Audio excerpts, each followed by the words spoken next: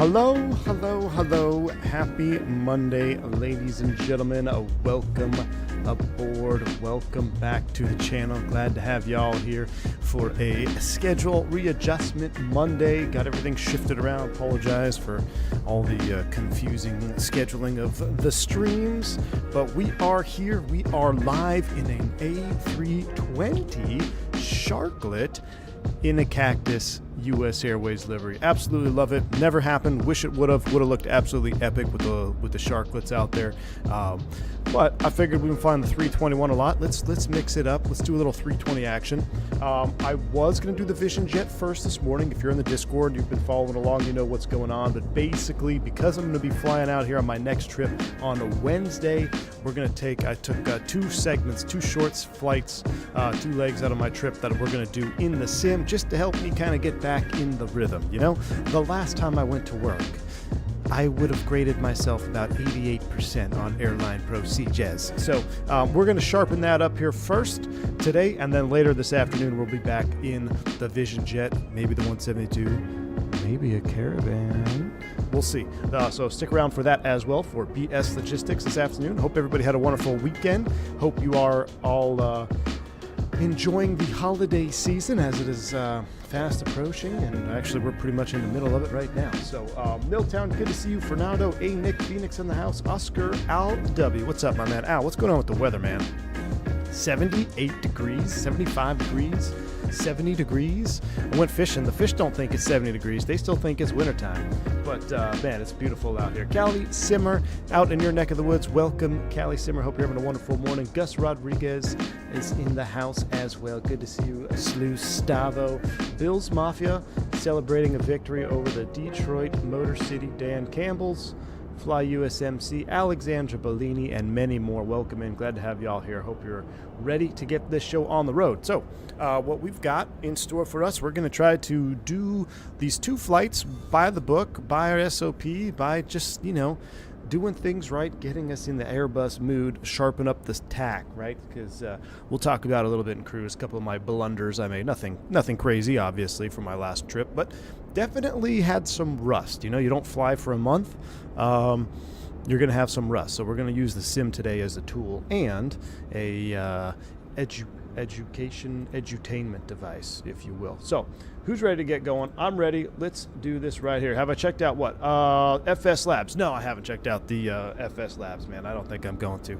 If they come to 24, maybe I'll give it a shot, but man, there's no reason to. Fenix does everything FS Labs does and better, minus stickers for the MEL items. I mean, if you want to break stuff, we can break stuff. A matter of fact, I did bring my book today because I was thinking maybe we should simulate some type of maybe a generator failure in flight, and then we can do the associated single generator dispatch procedure on leg 2. So I think that's what we'll do, just to get me back in the book too, just so I can kind of get back up and working through the books and the manual. So I think that sounds like a plan. Let's do that. Why not? Why not? Looks like you're in a great mood. Looks like them boys and Jets haven't lost yesterday. Well, you know what, Gus? Believe it or not, I didn't watch I watched a little bit of football last night and later in the afternoon, but after the Jaguars scored the first touchdown, I turned off the Jets game. I didn't even watch the Cowboys game because I figured they'd lose anyway. Guess what? They both won, so maybe I should have watched yesterday. Or maybe I should just not watch at all. But, man, it felt good to be free, not have to watch that nonsense, despicable displays of NFL talent. But anyway, here we go. Let's go ahead and fire this airplane up, right? We'll go from the cold and dark state, checking for our battery voltage of 25.6. That all looks good. Let's go avail. Boom. Juice it up here. We'll get the sounds up, make sure everything's up and running. You guys should have sim sounds. I have 42 flight simulator sounds. Yep, that's the one there. You should have sounds here. All right. Kyle, what's up, my man? Good to see you, dude. BKG Blueface, good to see you, man. How you doing, my brother? Sometimes it's better to not watch in June. We're all thirsting for some ball. Yeah, exactly. Zippy Zapple in the house. What's going on, man? This livery has big 7.5 vibes. Yeah, it does, Diabetic Lad. Dude, the 321 in the Airways livery with Sharklets would have been so fire. I think we flew that one time. It looked great. I mean, they had the 321, obviously, but the ones with the Sharklets, they just look so good. The little little U.S. Airways flag on it right there. All right, let's go ahead. Everything's booting up. We'll go cruise supply, ground control, CVR test. Boom. Captain will get our 8 ears into a line. 1, 2, 3. That looks good. Auto nav. We'll turn off those. We don't need those. We'll put those in auto. Arm the emergency exit lights. Working through our flows here. We'll do our fire test. Where is AA Ron? What do you mean? I don't know who that was yesterday, man. He threw like, I don't know, broke Jets records or something yesterday. Pretty crazy. Alright, we're juicing up there. Let me make sure I have the right side stick profile. So I was messing around with my Moza for the Vision Jet. I made a juicy Vision Jet profile with telemetry process. Uh-oh. Did none of my stuff come over? There we go. That's the one we want. Moza Airbus. Make sure the tiller is up and running. I think it might have just been the side stick that I didn't have properly set up because I was messing with that. Okay, that looks good. Let's make sure we got the right Throttletek on here because I was messing around with that. It's been a while since we flew the Airbus. Yeah, we're going to try to go by the book on this one, Fubar. And we're actually going to get in the book. We're going to do a... Wow, this is not good. Park brake. Oh, you know what? I never flew this livery. You got to set the controls when you switch liveries. At least the way the Fenix is right now, because I've never flown 320 Sharklet with this livery. It treats it as a different airplane. That's what's going on here. All right, I got to make sure I don't auto start this on accident when I select the Bravo Quadrant profile. So let me do this. Let's go into the settings this way. So I have discovered this. If you are flying a new livery in the Fenix right now, this is what happens. If you've never flown it before, you want to make sure you configure your airplane in the main menu first, and then it will save it every time you load into it. So that's just the way it's working right now, because a new livery triggers as a new variant, I think. So the FS24 experience in a nutshell. Nah, man, FS24, this is the juice, man. It's way better this way. You don't have to manually select profiles when you fly stuff. It automatically detects everything for you. It's actually superior to the 2020's bindings in that sense. However, you have to set it up properly. And I did not set this up properly because I assumed I had flown this, but I haven't. I literally just downloaded it and started the sim. That's why I was kind of late. I also loaded into the wrong airport. So, okay, so basic rudders is what I have, right? Yeah, basic rudders. All right, so now that I've configured that, it will always trigger those profiles whenever I load into the airplane. Let me make sure side stick is working beautifully. We'll clear that fault out. That'll go away. All right. Back to it here. This is good. We're simulating distractions. Let's finish our flow. We'll do the status recall. That all looks good. Let's check the engine page for oil 19. That looks good. Pressurization is in auto. FMGC, we are current database. Yeah, yes, we are. So let's go ahead and do an init request from there. We have ACARS, Squawk 6775. What do we have? Summer 2 basically has files. We've got a clearance. We'll set 5,000. Ooh, you know what we can use today? Fire up the old mini FCU. I forgot about the good old mini FCU. 2020 randomly deleted itself last night. Oh my gosh, that's unfortunate, Captain Jeep. That's a big one, man. Well, maybe you should load up 24. You know. Be a little bit easier for you. All right, mini FCU, we are connected and working beautifully. Let's go ahead and see if we can't set 5,000. Yes, we can. 5,000 set. All right, we're cooking with gas now, chat. We are cooking with gas now. Let's go ahead and do our mass and balance. We're going to begin loading the aircraft. We'll do a man, 19 minutes is a long time, isn't it? We'll do 6 minutes to get out of here. We'll do 6 minutes. And we'll go ahead and we're simulating that the airplane came in late. Airplane came in late, so we got to scramble and get stuff done here. We got to scramble. Ground charts, we got the 10-9. They're pre-starred. Thank you, Fenix. Does your FS Labs do that? I don't think so. All right, 5,000, Summa 2 departure, basically straight out. No restrictions on the SID. That looks good. We're going to plan for 2.5 on departure, so let's finish the box initialization. We're going to be Cactus 357, cost index of 75, cruise altitude 32,000 feet. Ground temp off the ECAM 14, almost a standard day, looking good. Tropo, we'd put that in there. I don't know where it is on this flight plan, so we're just going to go with the 41-122. It's not going to affect this aircraft, or this flight's too short anyway. LAX, though, let's go ahead and load up. Even when you get a CPDLC, you're going to have to still do departure and arrivals. So we're going to be blasting off 2.5 right. That's the standard Summa 2. Now, in real life, they may actually give us 2.5. Actually, I think he says 2.5 right. We might actually get 2.6 left. Do we have an expect in here? He's giving us 2.5 right in the expect. That's good. That's what we want. In real life, probably going to get 2.6 left for departure because you're going northbound out of here. They don't really like you crossing center lines if they can help it. So depending on traffic and stuff. But we're going to be off 2.5 right. We're going to the scatter transition. We'll insert that. That looks good. All the way up to San Jose. Arrival airport. We're going to plan ILS 30 left. And the arrival going in, I believe we're on the Silicon. Yep, Silicon 6 off of Trox. It actually has us going the other direction, landing there. We'll check the weather. Silicon 6 off of the Trox intersection. Let's go ahead and insert that. We might have to change that. Secondary flight plan.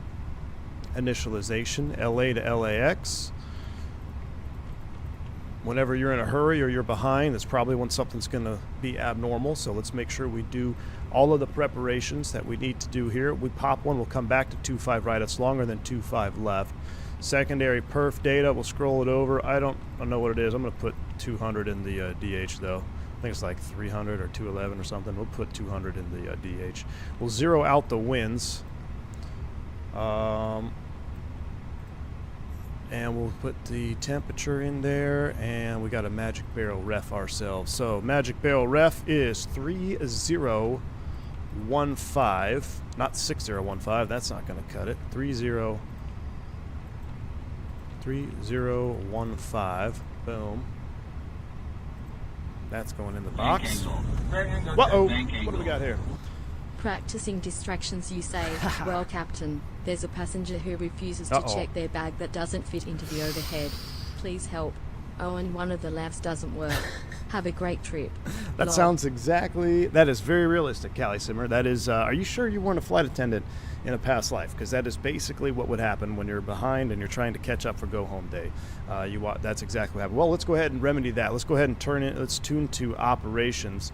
I think it's going to be 2087. We'll go ahead and call them up. Ops, Cactus 357. Operations, LA Operations, Cactus 357. Will you go up there and tell the gate agent we need a CRO, please? All right, cool, thanks. All right, so they're not answering the radio. Send the FO up. He's going to get the CRO. They're going to take care of the bag. We need a lav. We need to drain the lav. I'm flight attendant. Yeah, I'll give a little brief here in a minute. Hey, so we only got 2 legs today. It's going to be super short. Let's just go ahead. And are you good with the lav just being deferred? Cool. Okay, lav deferred. We'll call maintenance. They did their thing. We're going without a single lav in the back. We got a single lav in the back. All right. All problems. I got airplane signed off for the book. Looks good. Cool. No need to pay for a $75 sticker. Look at that. We basically just worked ourselves through the whole MEL process. We'll get terrain on ND. We'll go VOR, constraint mode. 5 is set. Fire up the APU. And our fueling is on board, I believe, right? Yes, we got 11.3. So let's go ahead and get all of our fuel tank pumps on. APU is juicing up. We'll come down to the init B page. And what we're going to do is put the 11.3 there, and then we will probably just sync it up anyway. Make sure everything is balanced. It is balanced. APU is spooling up. Let's go. Am I late to the party, McAllen? What's going on, my friend? No, you are just in time, dude. Just in time. Thanks again, Callie Sim. I appreciate the $10 bank angle check. Got me so I just went right into, you know, fixing problems. I forgot to say thank you. I appreciate it, Kelly Simmer. Very kind of you. I need to get back to the Fenix. I'm way too addicted to career mode. You and me both, Bradley. You and me both, man. Someone stole the ashtray in that lab. Al, I'm going to tell you to deal with it. Put some tape over it. We'll be good to go. XP Localizer 72 is in the house. My man, XP 72 Localizer. Good to see you, dude. How you doing? $75 MEL. Yep. That is my opinion of the FS Labs. My official opinion on the FS Labs is you're paying $75 for an MEL sticker because the Fenix can do absolutely everything that thing can do. What are you going to do? Here's my question. Here's my question, y'all. If you are, and again, if you fly the FS Labs, you love it, great, good for you. I don't, everybody can fly their own thing. Let me ask you this. Let's take a real world scenario here. This happened to AJ yesterday. So I like the airplane flies without you situation, right? So it's kind of simulating that it goes on flights and things break. Okay.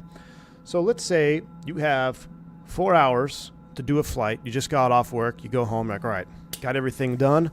I'm going to do my flight. You load up your FS Labs, and you're going to go from Minneapolis to New York City, LaGuardia, all right? It's snowing, it's icing. You open up the MEL book, and it says window heat, pitot and window heat is deferred. It's not working. Okay, what does the MEL say? Avoid flight into icing conditions. Well, what are you going to do now? Are you going to set fix now on the EFB to remove the $75 sticker, or are you just going to not fly that 4 hours that you wanted to fly? You just gonna go do something else, go back to work? No, you're just gonna go ahead and click fix now, done, good to go. So I get it. I get where some things would be kind of cool. I understand where they're going with it. I just, in my opinion, it doesn't warrant a $75 price tag for one variant in an outdated simulator of 2020. So, there we go. Anyway, what are you going to do? You're going to fix it, right? So, I mean, I could do the same thing. I could make the window heat in-op right now if I want to. Matter of fact, we're not flying in icing conditions, are we? Let me check this out. Let's go to failures. It would be under where would it, ice protection. Ice and rain protection. Window heat. So let's go ahead and failed. All right, window heat. Uh-oh. Hold on. We got an MEL. Anti-ice right window. Let me get my iPad actually. Stand by. I brought it here. Hold on.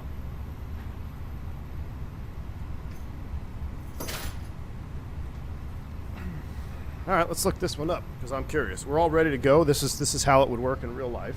We're all ready to go. We're ready to push back. Boarding is done, and then we get this. All right, let me pull out the MEL for this one, and I'm pulling out my real world MEL because I want to practice going back in the book. I'm actually anti-ice right window. I don't think I've seen that one before, but let's take a quick look at it.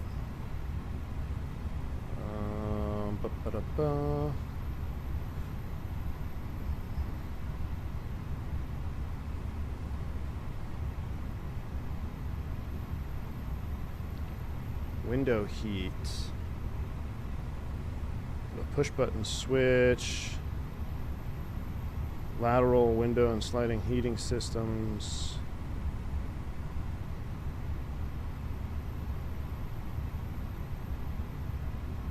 Windshield heating systems, operational restriction.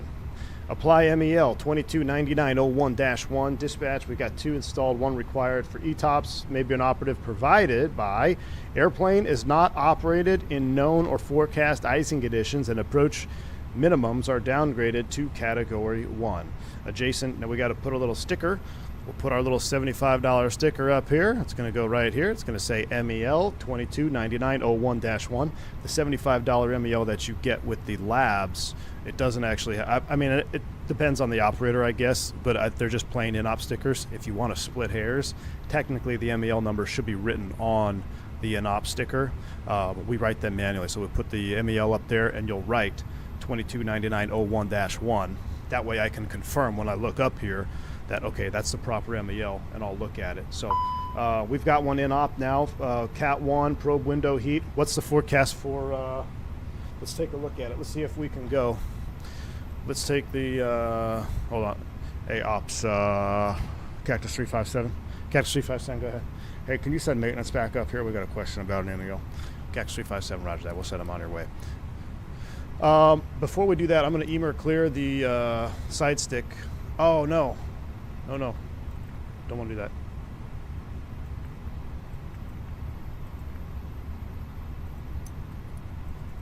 I didn't want to cancel. I didn't want to EMER cancel the right window heat.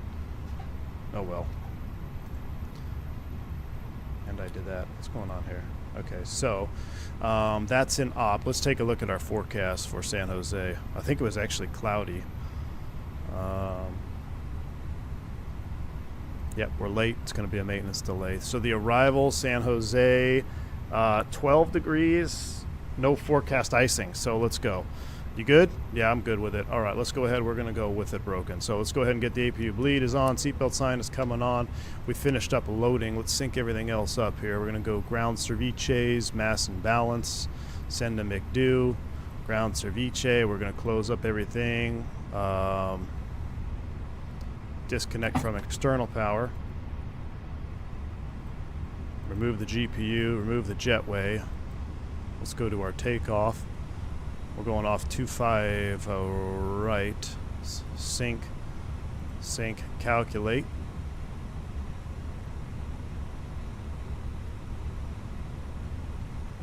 $48.51. So we got flex of 67. We're going to do a Toga though. So let's do Toga. Calculate.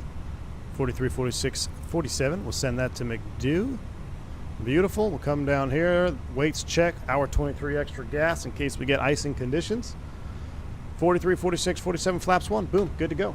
Is it worth the price for you? No, but there are enough people to enjoy. How about promoting competition and not monopoly? Because both will provide different experience for different audiences. Wow. How much they pay you, Gus? Look, dude, I could care less what airplanes you want to fly or want to buy. But when I have 300 people in here asking me why I don't have the FS Labs, I'm explaining my opinion. So that's all I'm doing. Now, here's the other thing, too. If it was for 2024, I would probably check it out. But me, no, not 2020. All right. Phoenix Neo when? Yeah, no, that's... See, and there's the other thing. Had it been a Neo, even for 2020, then you bet I would be checking it out. Because we haven't really had a Neo, a fully simulated Neo yet. Now, we have the Indy Builds Neo, which, to be fair, it isn't terrible. But I struggle with frames on that airplane, man. It bricks my computer every time I try to fly it, which is unfortunate because I actually really enjoy the wing model. I enjoy the sounds too. They're not like it's actually pretty decent. I just have had nothing but performance issues when I fly it. All right, we got 2095 up and running. 5,000 is set. We got to set our squat code of 6775. We've got our MEL added. We've got our amendment sent. That's good. All right, let's do a before start checklist because everything got kind of discombobulated. Before start checklist: windows, doors, and slides. Air close and arm. Beacon is on. Thrust levers idle. Park brake is set. Before start checklist is complete. Let's go ahead and bring up the cam. So we call for push. And LA Tower Cactus 357. We call you for push here at 56 Bravo. Cactus 357 negative. All right. All right, you ready? Let's go. What is our... Hold on, we got a message over here.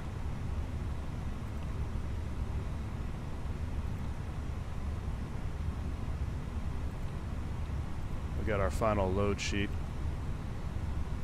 No non-res. Good. I wasn't going to let Gus on anyway today. Alright.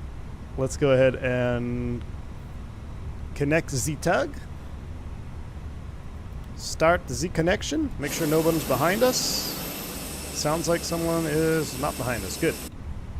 United 6199, Arnav Docker, wind calm, runway 25 right, clear for takeoff. Let's pull out the taxi checklist, or the, excuse me, the taxi chart, so we don't get screwed up with that one. 90, ready for taxi. Range 1490, LA Tower, squawk normal. You know what? I think I might have to turn my LOD down. I forgot that we have. I think my LOD is way up for flying the career mode. Ryan, my man, good to see you, dude. How you doing? I'm doing fine, my man. Just trying to get back in the rhythm of Airbus things. FS Labs is kind of anti-consumer, refusing to work with companies like Winwing to get support for FCU and other hardware, and also that malware thing, test.exe, not exchange. I hear you, man. There's a lot of baggage that comes with FS Labs. There's no doubt about it. All right, cockpit to ground, brakes release, clear to push. Gosh, that freaking view situation. Yeah, I'm gonna manually control that. Thank you. Still better than GSX. Still better than GSX.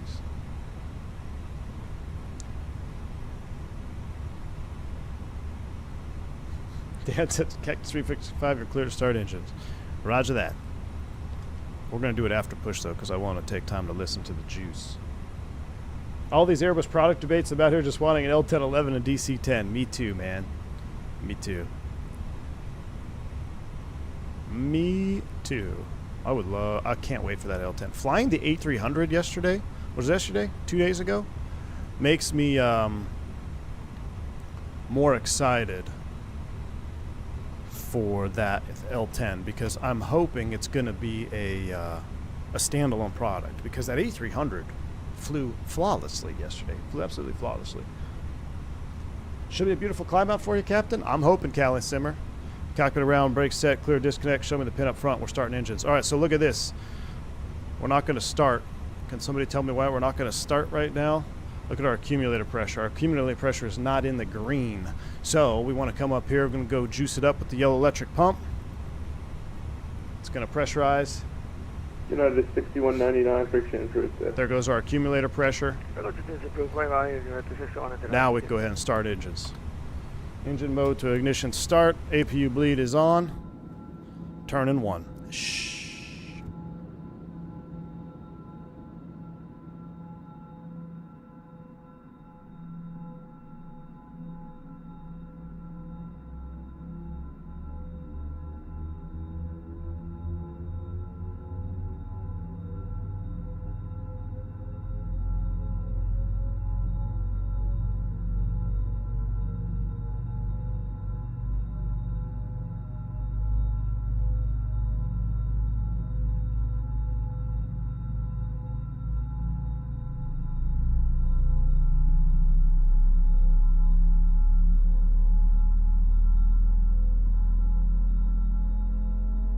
That's 6199, friction improved.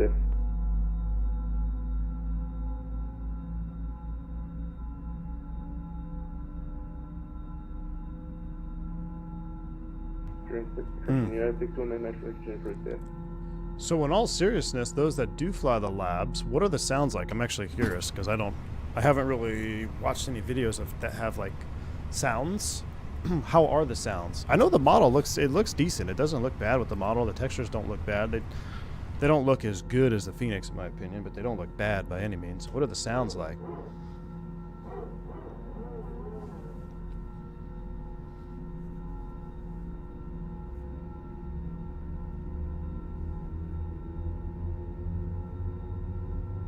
Every time I update SDK, it locks my camera view? Ooh, I don't know. I haven't had that issue, man.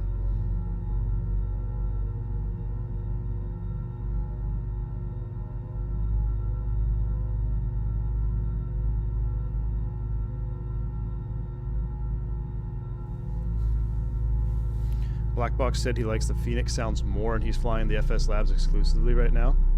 That's interesting. I thought the Fenix sounds were hard to beat, but I haven't really heard the Labs. He also worked for FS labs back in the day, so you got to keep that in mind. Was it your Beagle that talked back to the PTU? Yeah, gray shirt. 5 o'clock in the morning, dude. On a U.S. Airways 320, actually. Started howling at 5 o'clock in the morning. We're trying to non-rev to DFW to Sky Harbor, and we had our dog in the carrier, and man, that PTU went off, and he went berserk. And I'm in my uniform, so I'm thinking, oh great, I'm going to get kicked off this airplane. I'm never going to be able to non-rev again. It was, dude, the amount of stress. He stuck his head out of the little pet carrier thing, and I'm like trying to shove his face back down. Oh, it was traumatic, dude. It's traumatic. Flaps 1, I believe. I have to double check.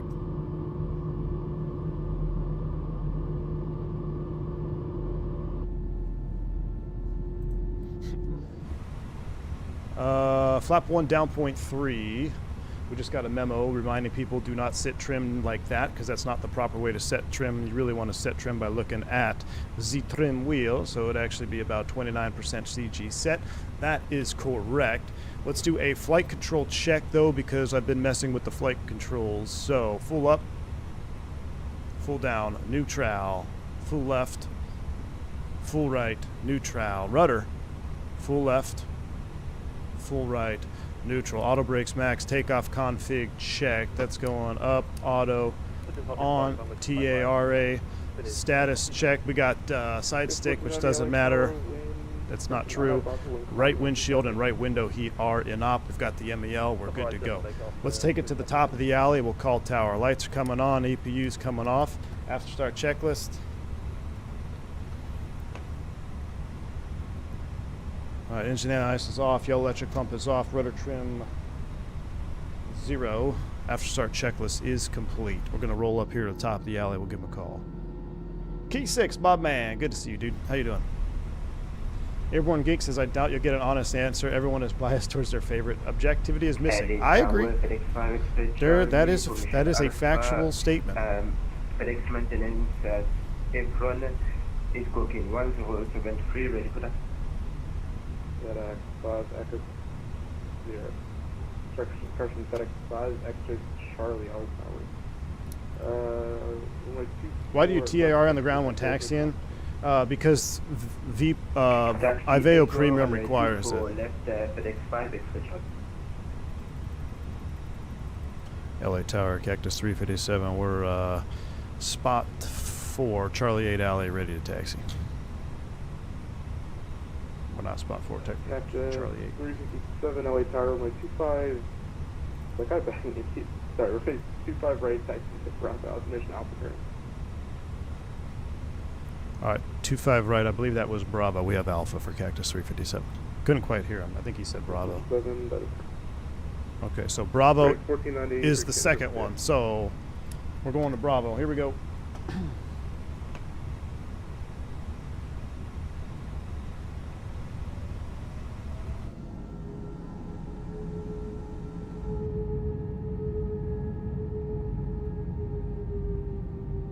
Mike.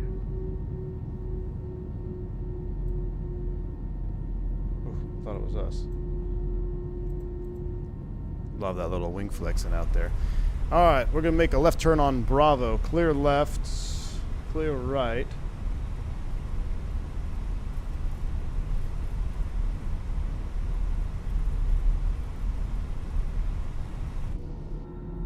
Alright, once we get on Bravo, we'll do a mini brief. The most dangerous spot in LA is crossing that road right there. Getting some nice stutters on the ground here. I believe this is a handcrafted LAX, right? It's actually not. This one's actually not terrible for a default airport, but it's no any builds. But the taxiways look pretty good. All right, mini brief. Fair wings 468, spot 4. All right, we're going off runway 25 right. We're on the Summer 2 departure. Gross weight is 134,000 pounds. Fuel on board 11.1. Flaps config 1 plus F. Speeds 143, 147. 5,000 set for initial altitude. First fix off 25 right is RNAV Docker, no questions. Flight controls, we already did that. Taxi checklist, gross weight comparison is complete. Pitch trim is 29% CG set, V1, VR, V2 flex, 43, 46, 47 Toga set. Flaps config, 1+F. Flight controls checked. ECAM memo, takeoff, all green. ECAM status is checked, associated. Taxi checklist is complete. All right. We're back on the saddle now, boys and girls. My father-in-law used to call a toll-free number to get loading before it flew standby. Is that still a thing? I'm sure you could. Some folks. I mean, I know Southwest for years you would call to list yourself on Southwest. That was the only way to non-rev, was to call ahead. But I mean, I feel like everybody's got online stuff now, you know.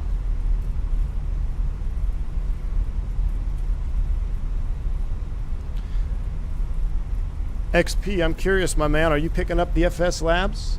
See, XP will give a non-biased review. XP is definitely a non-biased reviewer of airplanes. So I would actually want XP. I think we should all tell XP to just get the FS Labs, so we can all see for ourselves. Let him be the guinea pig. This is a default airport by Gaia. Builds LA is one of the airports I can't get to work in 24. Interesting thrust set. All right. Good to know. I mean, this one's not bad. It's not bad at all. Look at the acceleration here. With two engines, we're going 20 knots down the... Haven't even touched the thrust levers. Matter of fact, I've kind of tapped the brakes a couple times. But yeah, coming down Bravo here, rarely touch the thrust levers. There's the United hangar. I mean, this scenery is pretty good, man. Scenery is pretty good. Are we on live weather? Let's make sure we are on live weather. Yep, we are on live weather, live time. Man, not a cloud in the sky, huh? 974, ready for pushback. Engine start, squawk in. FS who? 340. Oh, come on, XP. You know you're going to get it. Do it. Do it. Oh, stutters are coming in. I bet you... I'm going to go ahead and slow down here. Let's slow back down. Application of the brakes. Get down about 10 knots, and then we'll just let it accelerate. Beautiful ground handling. I mean, this is one of the first times... Well, we haven't flown a 320 in a while, but where I've actually had to do that on the sim. That's very realistic. You let it accelerate about 30 knots. Don't go above 30. One nice smooth brake application. Get it down to about 10 knots if you want to. You can let it off about 18, 19, depending on how far you got to go. But then let it just start accelerating again. I tried joining their forum over a week ago and still haven't been verified. Oh man, that's because you don't have the special file on your PC from times past. I bet if I applied, they'd be like, "Oh yeah, we have all this guy's data from the first time." Take it 357, RNAV Docker, wind calm, and 125, right clear for takeoff. RNAV Docker, 25 right, clear for takeoff, Cactus 357. All right, RNAV Docker confirmed. Lights are coming on. Let's get out of here.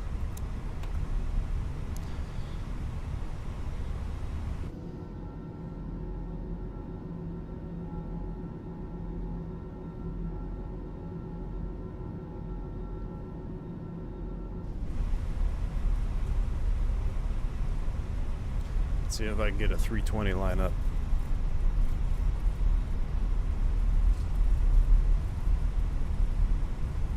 Actually, you know what? Let's do a rolling takeoff on this one.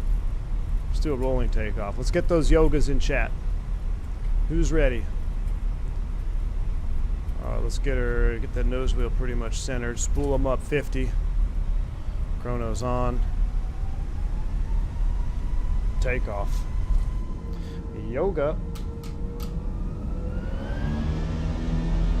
Oh yeah. Mantoga SRS a runway, stutters. Holy stutters. Auto thrust de bleu. Maybe I shouldn't have done that view change there. Oh my gosh, what is happening? V1 rotate. Hopefully these stutters go away here. Positive right, gear up. Navin. Oh, it's smoothing out now. Fly with.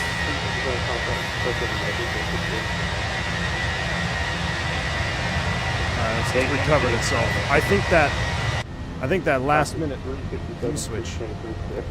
Over to Incom, thanks for the HC Kex 3% tip. FedEx 5, Alright, we'll lower that nose. 4 left line of wait. I think that last minute view Line change. up left, 24 left, FedEx 5, expression. Flight tower up to 493 Alpha, about 15 miles there. Alright, no ATC. We'll go ahead and set 320. We'll continue to climb via S-speed, flap 0. Speed checks, after takeoff checklist. Thrust climb, out star.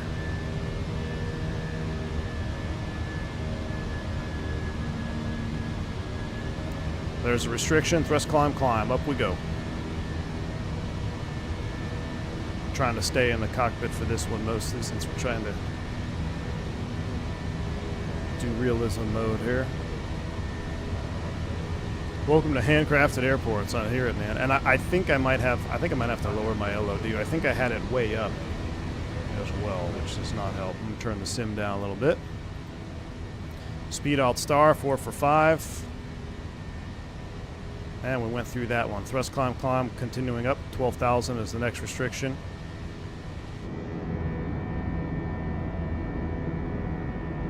I'm sure it's a VRAM issue. I'm sure it is.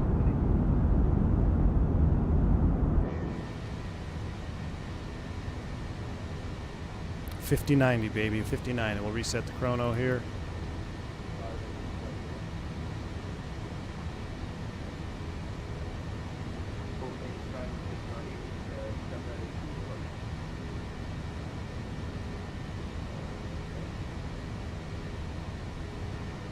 It's a pretty boring departure to hand fly, isn't it?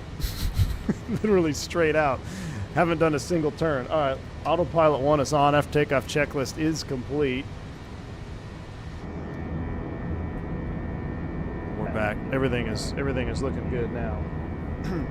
Yeah, I think the combination of taking off and then just doing that view switch real quick, it just psyched out the VRAM. Said goodbye. Yeah, I have 64 gigabytes RAM. It's not that. It's the VRAM that's the culprit. Almost guaranteed, dude. Especially streaming. You need as much VRAM as possible. That's why I'm holding out 5090. Come on, baby, 5090. I've even entertained the idea of getting my 3090, bringing my 3090 on board here, and going because it has. I think my 3090 has 20-something gigs of VRAM. All right, there's 10,000 feet. We'll get the lights. Forward call. All right, we're climbing 12. Let's do an open climb up to 320. LA ATIS Albuquerque Center's on. We don't care about Albuquerque. I need to change this view. It's a little bit too far forward, isn't it? There we go. We're going to do 22.8.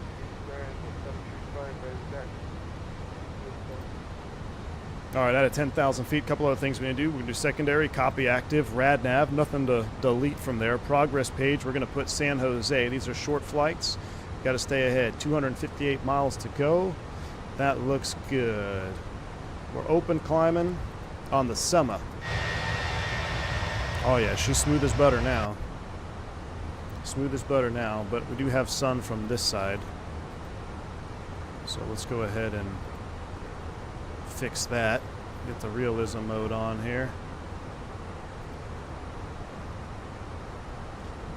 Come back over here, I'll double check my status page. Yep, I got the windshield heats. Alright, so we gotta be careful we don't fly in any icing conditions. Alright, we're looking good. Back at it.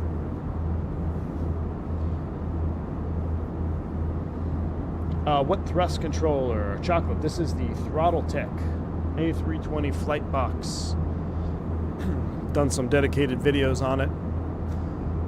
Check them out at throttletek.com. Matter of fact, what is the... oh, you know what? Did Nightbot ever join? Yeah, Nightbot joined, but I wonder why... I normally had a command for it. I have the wrong one.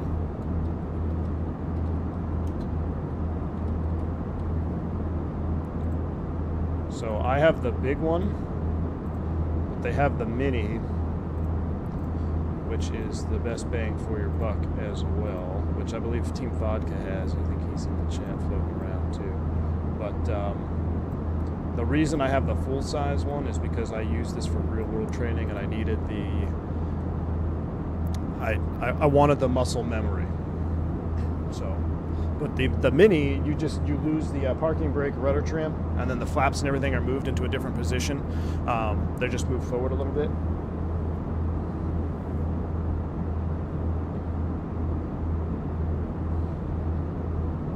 You feel like there's something with the Fenix and VRAM in 24? Well, you know what? To be fair, that was my first. I don't know. We'll see how the takeoff in San Jose goes. I really haven't had any performance issues with the Fenix in 24, other than landing in DFW. It's the handcrafted airports, man. I feel like the handcrafted airports, it doesn't matter what airplane you're in, because even in the Indy build stuff, well, that's not saying much, but when we flew the Indy builds, I had all kinds of issues.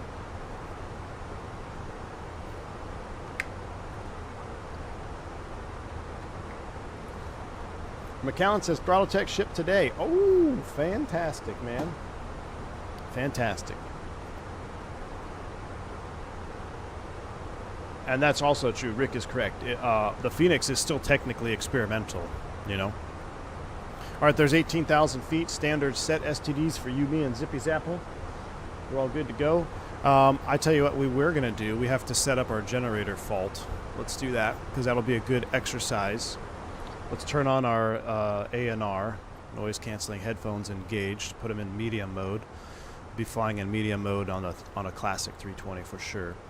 All right, so let's say we're flying along here, and let's do generator 2, armed. Let's get the startle factor. Let's do above 24,000 feet. Apply changes. Yeah. So, realism mode here. Let's put our seat back.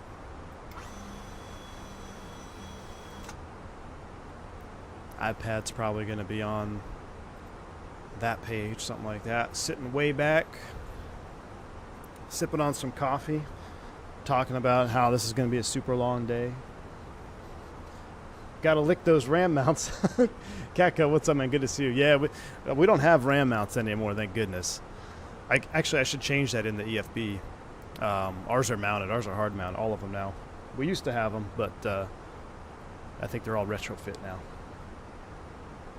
I did the workaround of removing stock ground equipment and still stutters there. Interesting. I've removed mine too, Felix. That's a big one. LOD 75, you still get it? Man, it's got to be, it has to be with the streaming, you know? It's got to be something to do with the streaming.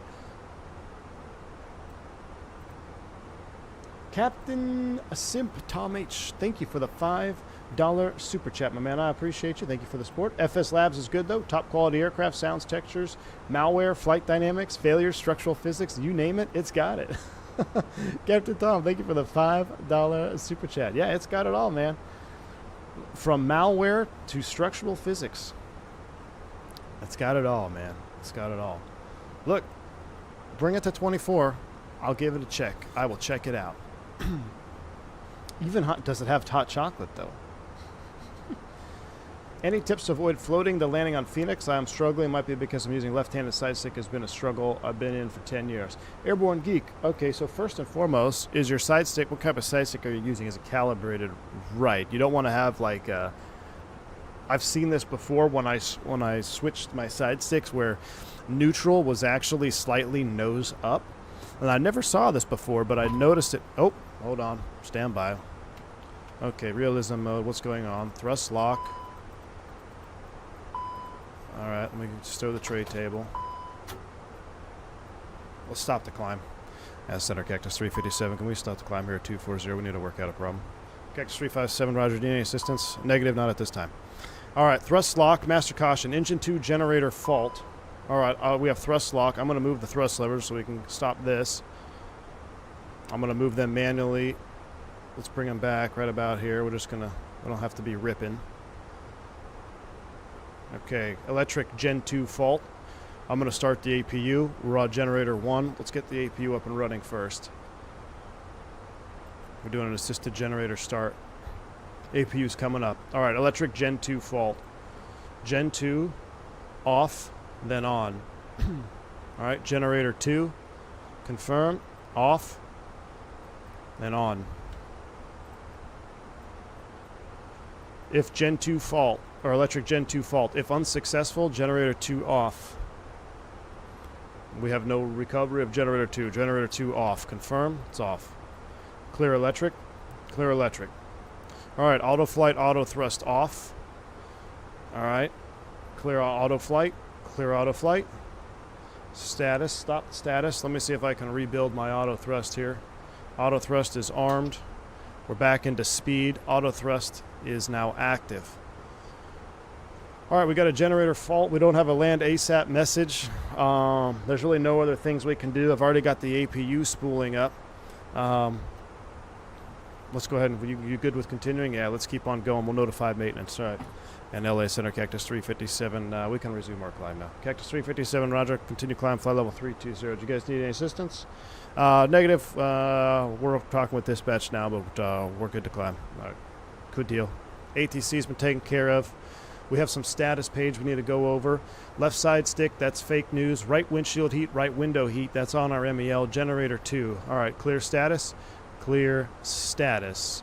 All right, as we're climbing up, I'm going to go ahead and pull out my book procedures, make sure there's nothing missing on my end of things. So I'm going to go ahead and pull out my EQRH, make sure there's no craziness or no, I'm pretty sure there's nothing else that we can do. It's not even in the EQRH, there's nothing there. So what we'll do now, we'll go to the regular manuals. I got to make this not, what are we in, a 320 Classic? Let me change that.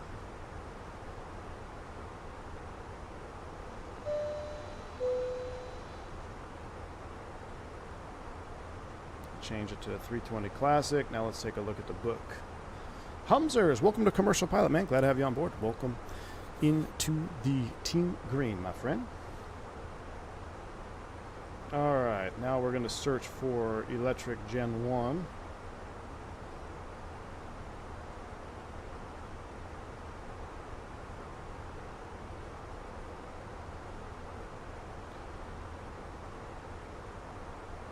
Electric generator 1-2 fault. That's us. Okay, layer 3. So we off, then on, unsuccessful. All right. There is a note. It says if available, the APU may be started and the APU generator used. Okay. We're down to Cat 3 single operations, but actually we are Cat 1 because of our MEL with the window heat anyway. So that really doesn't apply. In-op systems, main galley. If it's generator 1, which it's not, so if we look at our status page here, you'll see that we do not have a main galley in op. If this was generator 1, the main galley would be in op for electrical. And that looks good. So, nothing else to do. Notify maintenance on the ground in San Jose, and they're probably going to just defer it and fix it in San Diego.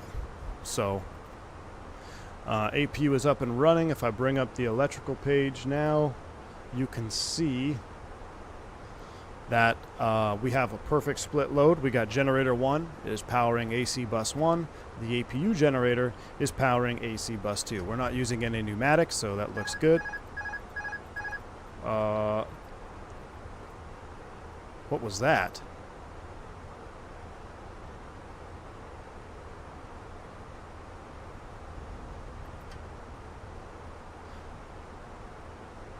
Okay. It sounded like I clicked the trim button, didn't it? I think I might have a conflicting keyboard bind still. All right. We're good to go. 31 for 32. Good to go. Oh, it might have been insane wind change. Was it an insane wind change? Let's take a look. 54 knots a wind. I don't know what it was showing before. All right. And just like that, guess what? These flights go by quick. We are only 192 miles out. So, Let's see if we can't get some latest and greatest weather from Navigraph here.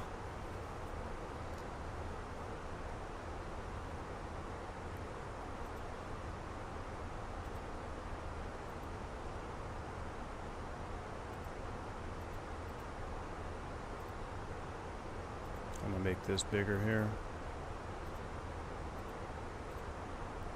Alright, San Jose is VFR. Looking at the weather. I need to make the interface larger as well. Wonderful. Alright, back to San Jose weather. 1305, 10 miles few, broken at 5, overcast at 10. So we are getting ready to descend into some clouds that we cannot fly into icing conditions or known icing conditions. So we're going to have to be very careful. We'll have to get some pilot reports, make sure that there's no icing reported on the descent. With an overcast layer at 10,000, it looks like it's my judgment according to this would say that it's about a 5,000 foot layer, because if it's broken at 4,900 feet, call it 5,000, overcast all the way up to 10. Whenever we enter that layer, we're going to have to know what altitude we're at and subtract 5,000. That'll be approximately how thick it is here.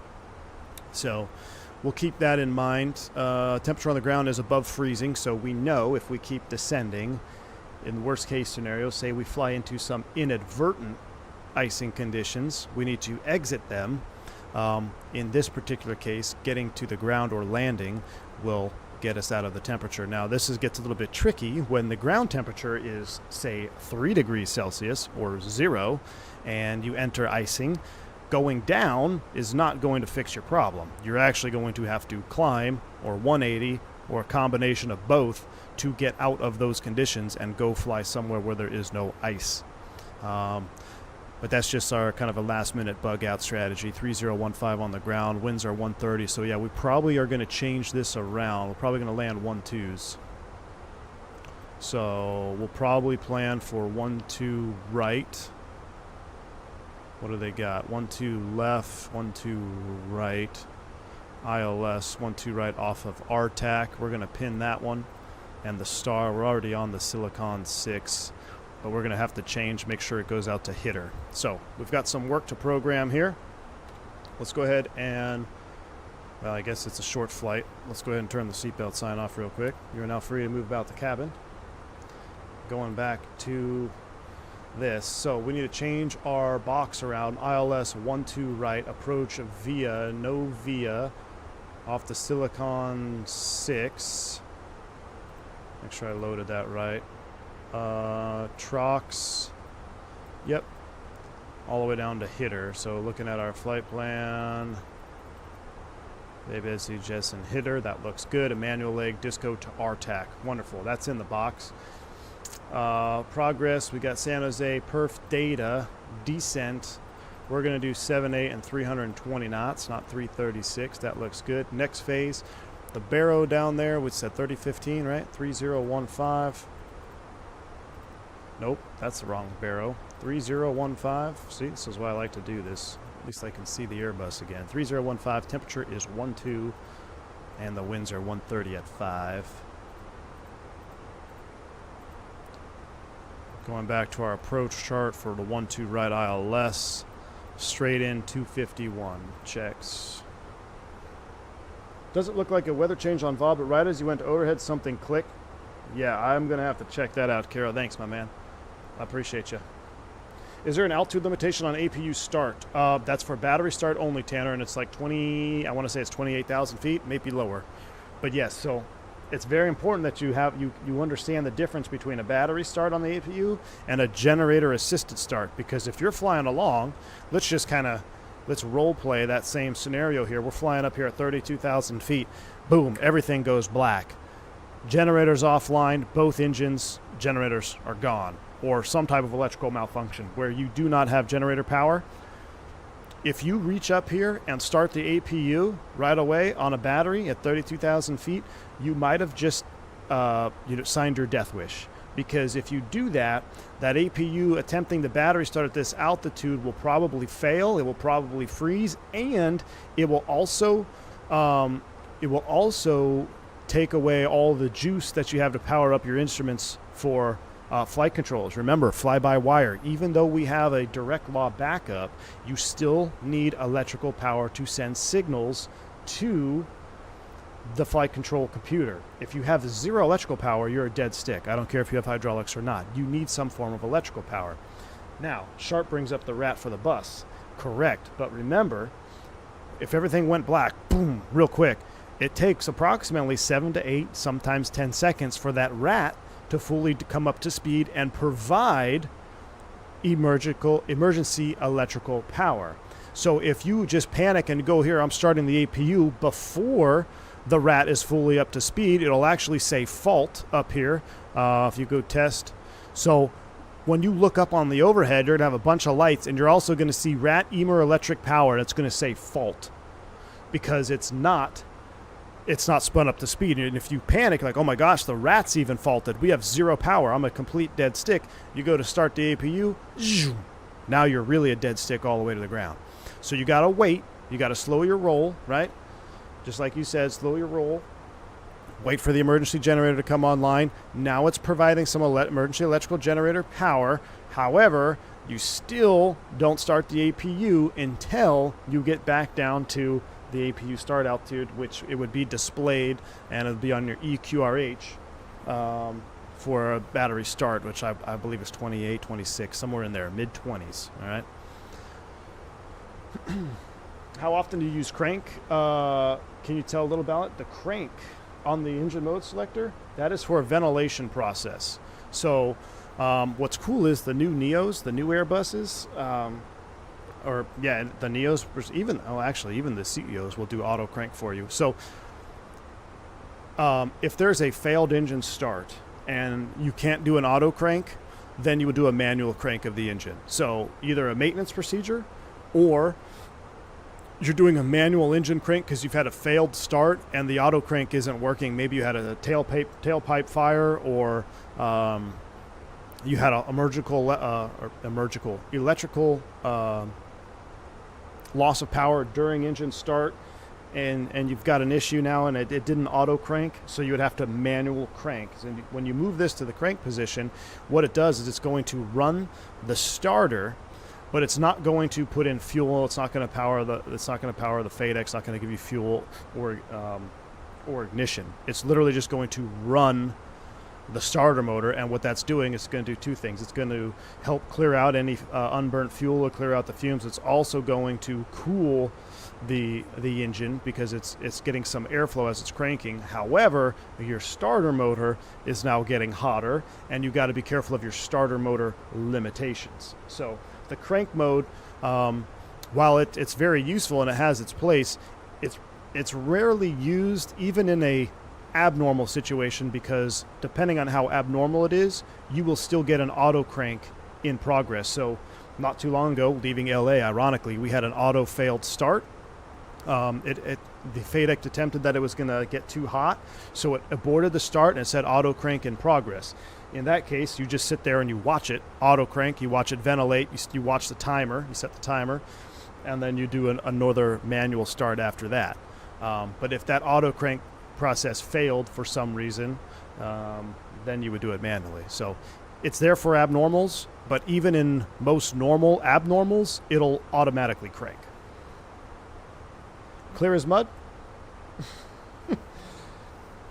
Amir showed manual crank on high temperature ops with IEs. Gabriel, yeah, let's do it. I'll tell you what, let's do a manual engine start. We'll do a manual engine start for practice on our second leg. We're doing a second leg. We're going down to San Diego. Again, these are real world flights. I'm doing this exact route this week. So, although the sucky part is, get this out. So I'm flying to LA first. 6 hours and 1 minute is the scheduled flight time right now because of the winds. Going to from New York to LA, 6 hours and 1 minute, 2,400 miles. Are you kidding me? I did not sign up for long haul pilot, but I had to do it so I could be off for the Longhorns game on Saturday. So, but get this. So I fly that flight, right? And then plane change up to San Jose in the same day. Absolutely brutal. It's not even like, oh, okay, my 6-hour flight is done, I'm going to go chill at the hotel. No. You got one more flight with a plane swap. Yeah. Not enthusiastic at all about that. JFK to Seattle took a 6.5. Ooh, yeah, that's a long one too, man. Do you get a bathroom break? Oh, yeah, of course, man. I get up every hour. I'm on a 7.5 from Atlanta to Chicago. Nothing beats the 7.5 sharp. That's awesome, man. Yeah, they're not. I love those 7.5s, man. Diabetic Lad says there are normal normals and normal abnormals. Then there are the abnormal abnormals. Did I hear you're in San Jose? No, Key 6. I'm coming this week, man. Hold on. Let me see if I have a long overnight. So I'm thinking about trying to take my mom, because I do San Jose, Dallas. It's the last leg of the trip. But she's got some stuff going on. I'm trying to have her on the plane back to Dallas and stay for a few days for Christmas. But there's always the dynamic of family and stuff. My layover's kind of short. San Jose, get in at 8:30.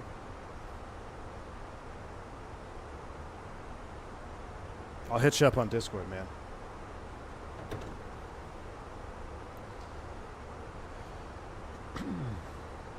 Dev, I agree with you, and that's why, you know, when I look at the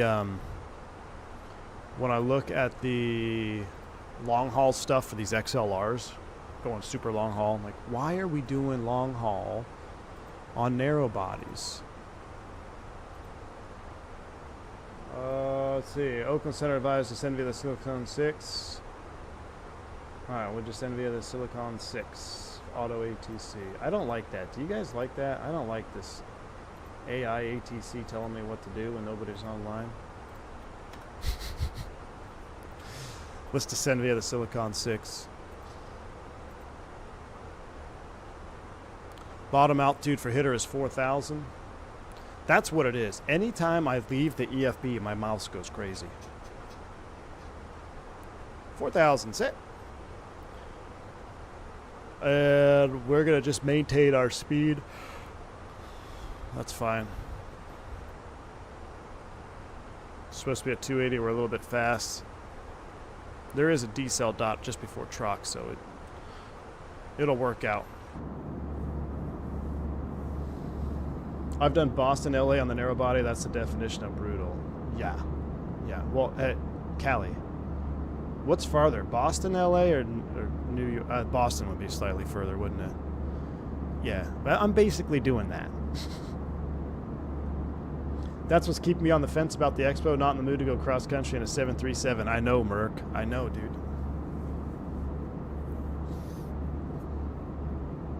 Bike Guy says Air Force P3 10-hour patrol standard.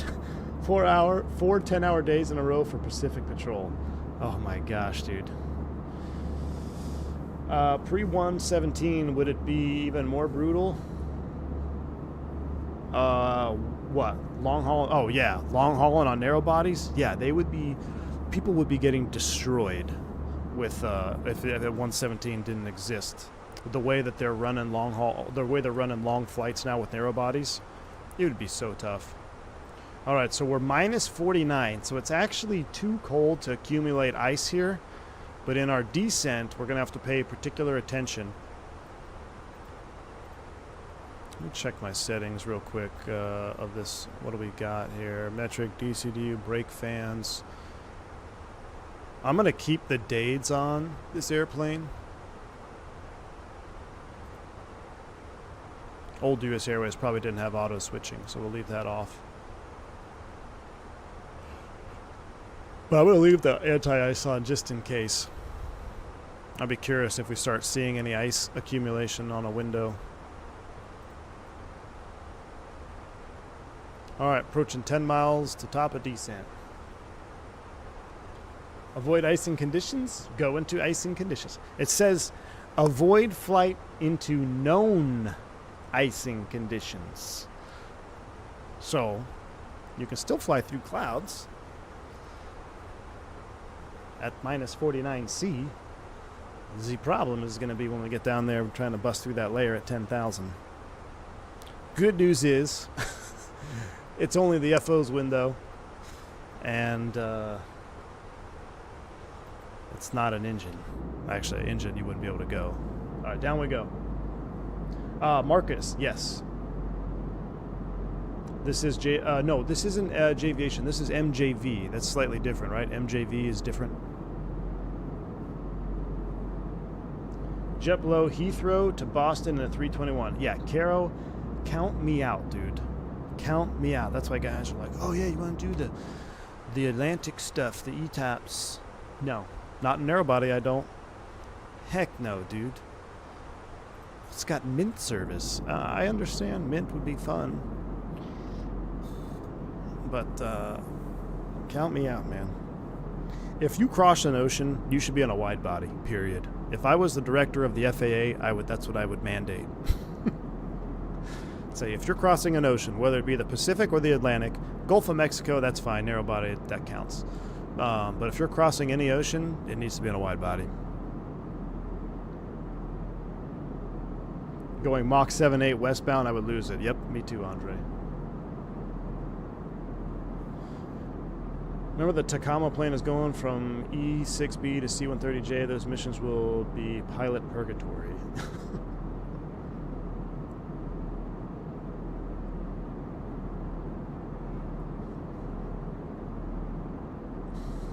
Steven's exactly right. FAA mandates wide bodies on transoceanic flights. Airlines lobby to change the definition of an ocean. You're 100% right, dude. 100%. Alright.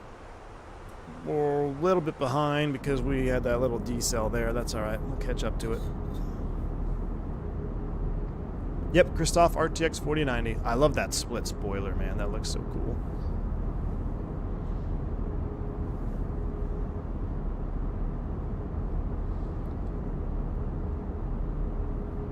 Bruto, a narrow body is a single aisle. So any aircraft with a single aisle is, by definition, a narrow body.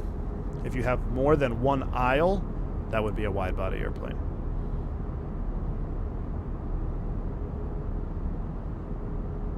FAA meant, yeah, we're on the one.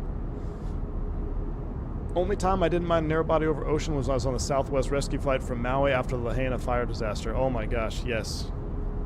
Was happy to be on anything. Yeah, Callie Simmer. That was pretty insane. I can't believe y'all got caught up in that. Glad y'all made it out all right. But, yeah. The rescue flight, yes. I still wouldn't want to go to Hawaii on a 321 or a 737. I can't imagine sitting on a 737 going to Hawaii. That just seems so not exciting. Last time I went to Hawaii was on an American 76. All right, we finally caught up to it here.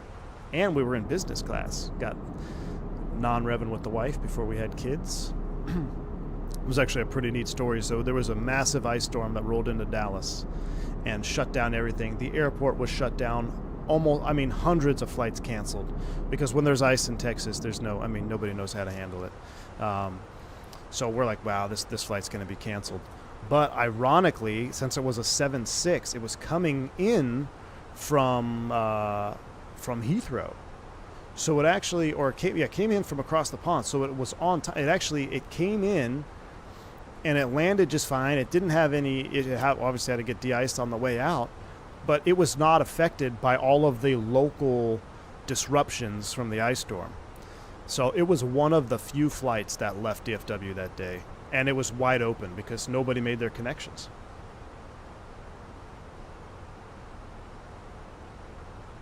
LA JFK, no thanks. Will? That's what I'm doing this week, man. Don't remind me. Don't remind me, my man. Ramon, welcome back, Proud Pilot. Glad to have you on board. Thomas Ray in the house. What's up, man? I've done Aer Lingus, Boston to Shannon multiple times on a Neo LR, and it was 5 hours, not bad. 5 hours isn't bad. I mean, shoot, I'm doing 6 hours. I just did 5:46 from San Juan to Dallas. It's more like the mental aspect. You know, when I'm going somewhere for that I think is quote unquote far, Europe is far, Hawaii is far, South America is far, those should all be wide bodies. Just for no other reason other than It's more exciting. I actually don't know yet, Gus. I don't know. I tried looking at the tail number, but it's not till Wednesday, so I don't have the tail number yet. All right, we're out of 18.5. Magic Bow Ref 3018 is set. We're looking good. No ice. We're +3. I'm going to go ahead and get the engine anti-ice on just in case. Engine anti-ice is coming on. Haven't seen any icing accumulate, though, so we're looking good. There's no pirate. We have official PIREPs of no icing in the ahead, so we're looking good. We've got our LS push buttons on. FO's making a PA for the arrival. And I need my sunglasses. It's too dang bright out here.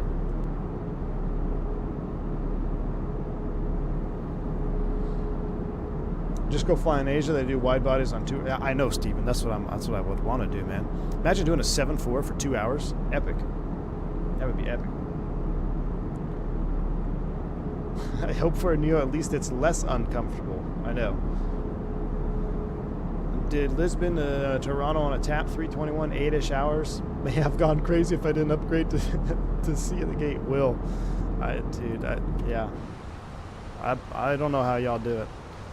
I mean, even 6 hours from up front, like, there's no way you'd want to go further than that.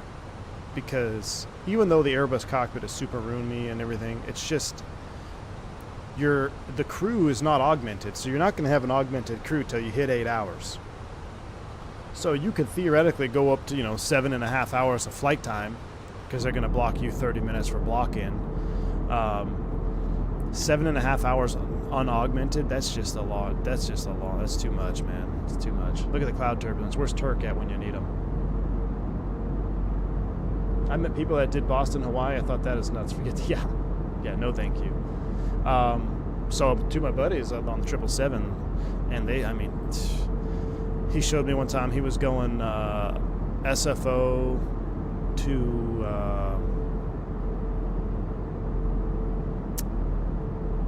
what's the airport in Israel? I don't know why I'm drawing a blank.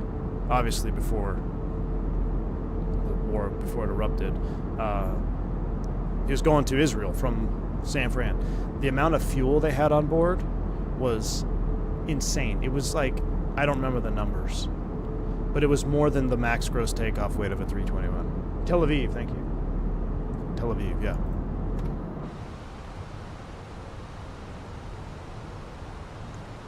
Turk is walking in his front walkway, melting the ice with his natural saltines.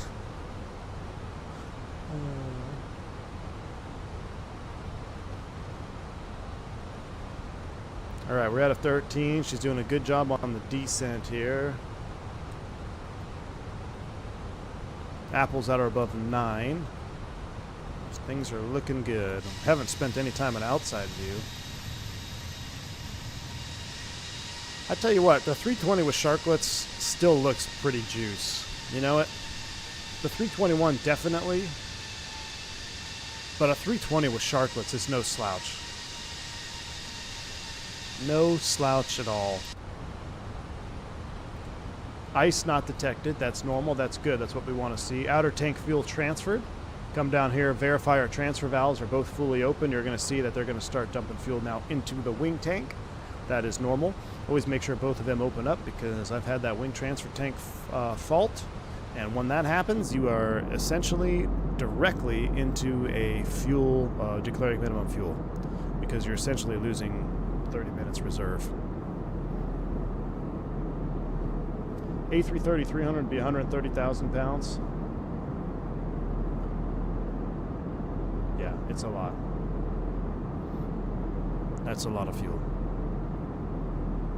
What is the full fuel? What is the fuel capacity of a 777-300? Like, what is full tanks on that? That Airbus is what, 42, 43,000 pounds, somewhere in there, depending on your config. Anywhere from 41 to 44, depending on your fuel config, really.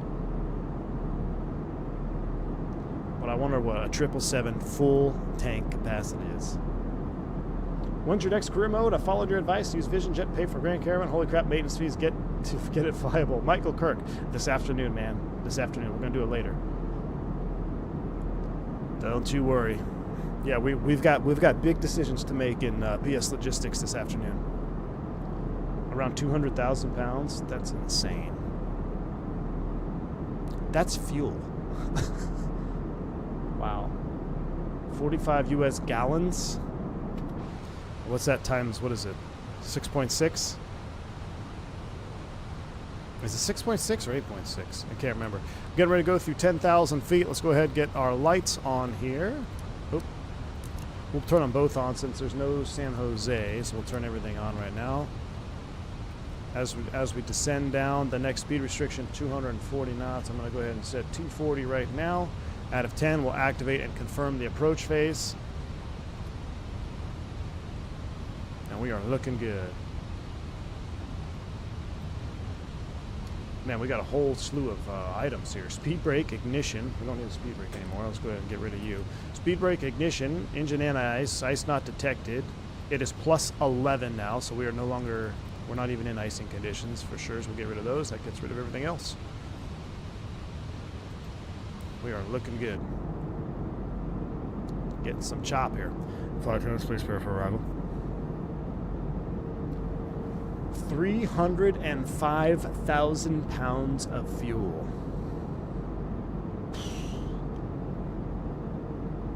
That's insane. APU avail? Yep, we lost the generator. We've got a generator failed, and we've got a window heat on MEL. And guess what? It didn't cost $75. Xanax, rum, and coke, and I'm out like a light. Jeez, Anthony B. Well, that's good for you. What about me up front? We can't do any of that stuff. Camp Chef Grill is at desired temperature. Ooh, vodka. What are you cooking, man? I'm firing up mine tonight. Doubleheader. Monday Night Football.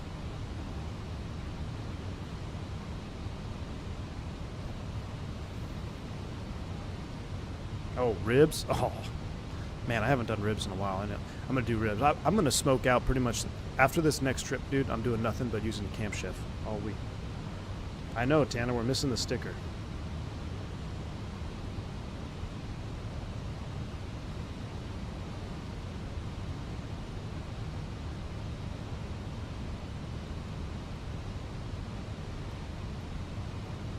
I don't want to talk football. My Chargers got straight smacked this weekend. Ooh, yeah, no one wants to talk football on victory weekend. Cowboys win, Jets win. You mean, I couldn't bring myself to watch the Jets game. 3-10 versus 3-10. Give me a break. Toilet bowl of all toilet bowls. Yeah, tonight though, I want to watch the Bears because Mark, he's a big Bears fan, so I like to talk a lot of smack to Mark, get him all riled up.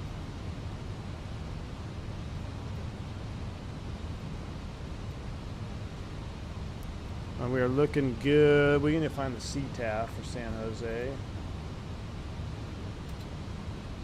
Getting dark under these clouds.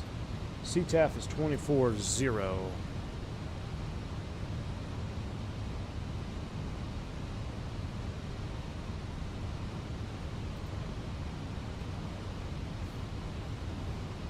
San Jose traffic, Cactus 357. We're about 15 miles to the southwest. We're coming down the Silicon 6. We're setting up for ILS 12 right, San Jose traffic.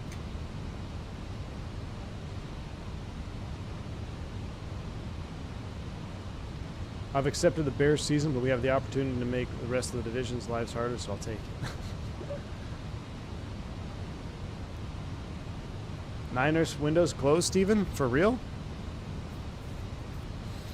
Definitely getting some chop coming through here. You can see it happening there. A little speed brake out.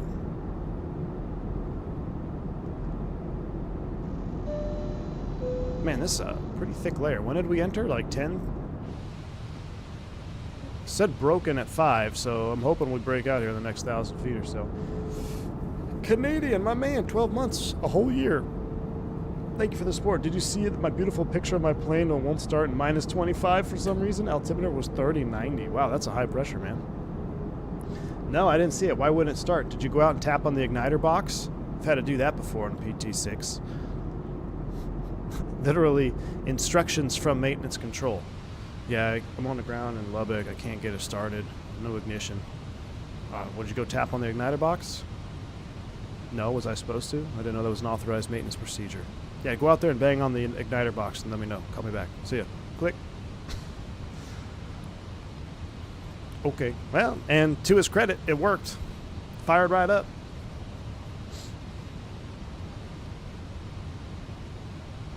Wow, look at this. Now we're cooking.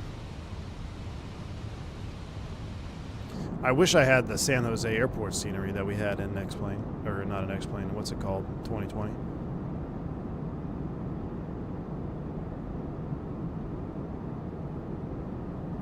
Stayed outside minus 25 for a whole night. Oh, cold water procedure. No one plugged it in? Nice. There's downtown San Jose right there. All right, as we get ready to land, I'll turn my ANR off so I can hear what the engines are doing.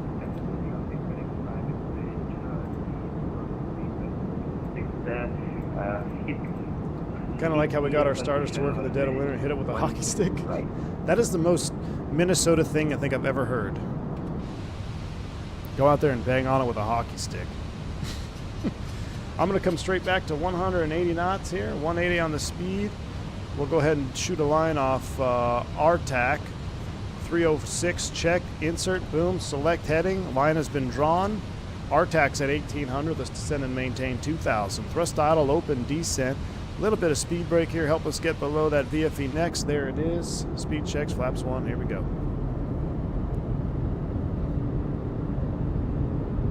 Ooh, a little bit of rain.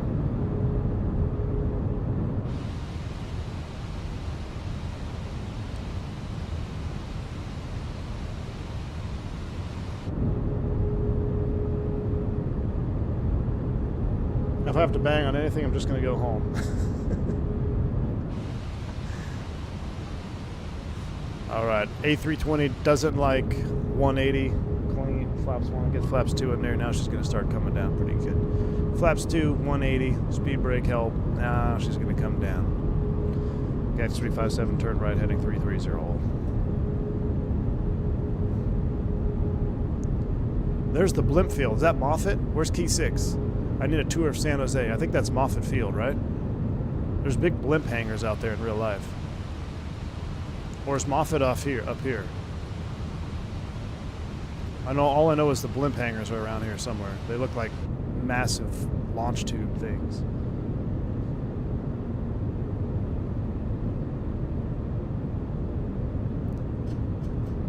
Let's make it 020.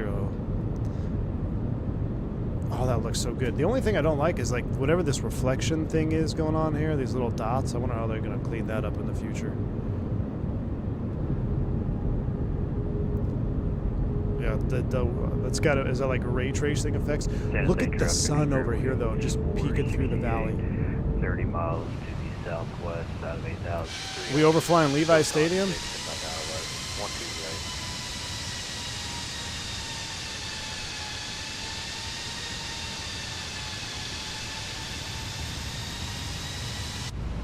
Isn't that's if we were landing the other way. Let's get on a base leg here. All right, status. Windshield, window, Gen 2, clear status, clear status. Cactus 357, turn right.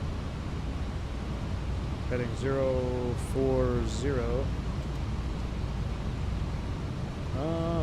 Nope, Lodestar, got it, never mind. Vector through the localizer.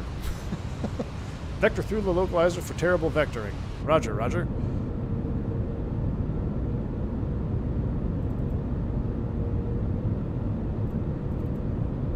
Get flight recorder up while it does its hunting here on the situation. All right, recording is on. Going to come back and join the localizer since I totally screwed that up. Let's do a little out of sequence here. Let's come back to 160.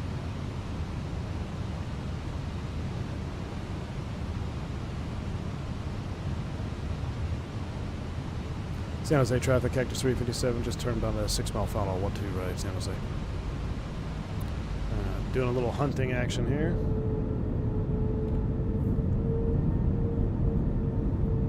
Yeah, I was too busy looking for Levi Stadium. Overshot the localizer.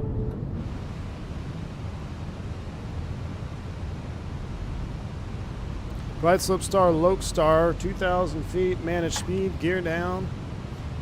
Flaps 3.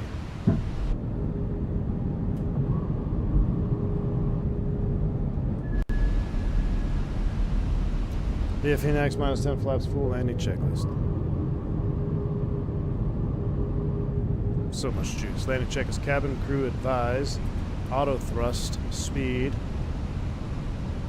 Auto brakes are off. ECAM memo. Landing signs blue. Landing check is complete.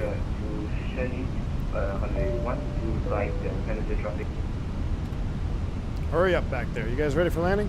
All right. Let's hand fly this one with the auto thrust. Traffic, spare wings 468. Right downwind. 12 right. And then the next one we will not use auto thrust. Or maybe we will. I don't know. We'll see. Landing checklist is complete. Signs are blue. I don't know why. They should turn green here in a minute. Approaching 1,000 feet. Stable. Clear to land. Ah, there's Levi Stadium. What was... That's right. That's just like there was a temporary stadium they had over there, right? Man, look at... There's Stevens Stadium right there. 1,000. Too bad you guys aren't in the playoffs. Suckers. Look at that. That's right. Candlestick is way better than Levi Stadium. Are the signs on? No, they're not. That's why the light is blue. Fake pilot. Fake pilot's in chat. I can't read that super chat. Thank you. Appreciate it. Art Kelly. I'll get to it here in a minute. I tried looking over it. Well, I'll read it since I already read it. Now, next time you don't get 250 likes before takeoff, you just send it to the side of a mountain. Yeah, we didn't even get 250 likes before landing. Wow. If we don't get 250 likes before landing, we're not doing a second leg. You guys got about 30 seconds to hit the like button for a second leg to San Diego. Thank you, Art Kelly, for the $5 super chat. 500. Man. 500 feet. We need 40 likes. We're not doing a second leg. Gosh, I love this Moza profile, man. Feels so good. Traffic 35, eventually 100 above. night 1 to right.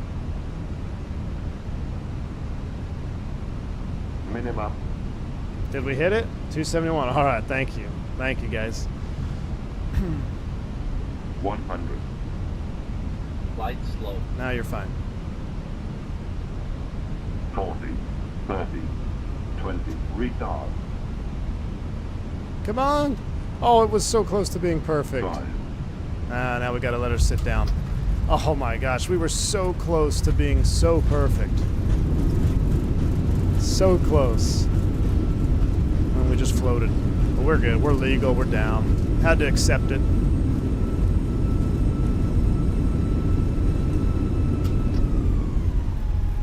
Had to accept our fate there, chat. That's all right.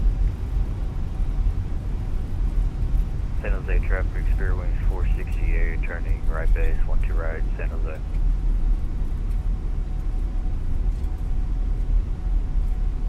I feel like we almost smashed that, though. Like, I really flared to stop that from smashing. That was definitely coming down fast. Make sure nobody's on the left side. San Jose traffic, Cactus 357, we're clear, runway 12 right, crossing 12 left, taxi to terminal, San Jose. Alright, we're clear on the left, don't change configuration, don't taxi into the dirt. Illegal, Eastern T3, you want to bet me a $5 super chat that landing was legal?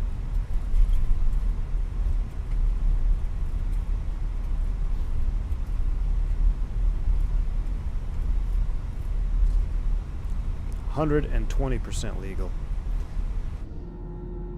And 120% realistic. Sometimes that just happens, y'all. You just gotta let her sit down. Clean it up.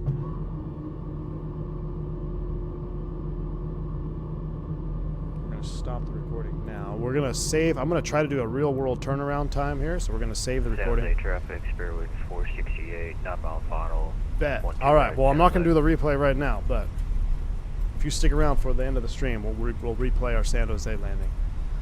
I'm kind of curious. I'm kind of curious what the turnaround is going to be like in the Fenix, because remember, Fenix is not even officially supported yet, so this will be a good test for testing purposes.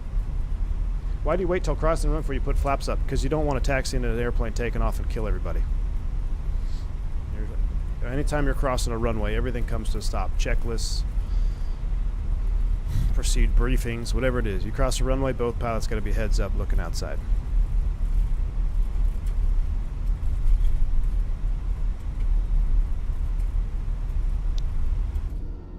You know, I've seen worse Microsoft 2020 airports that are default, that's for sure.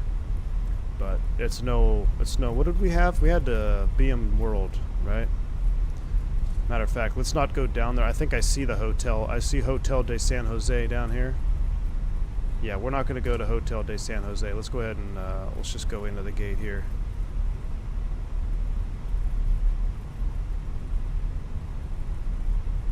Yeah, it's generally good practice to not kill everybody.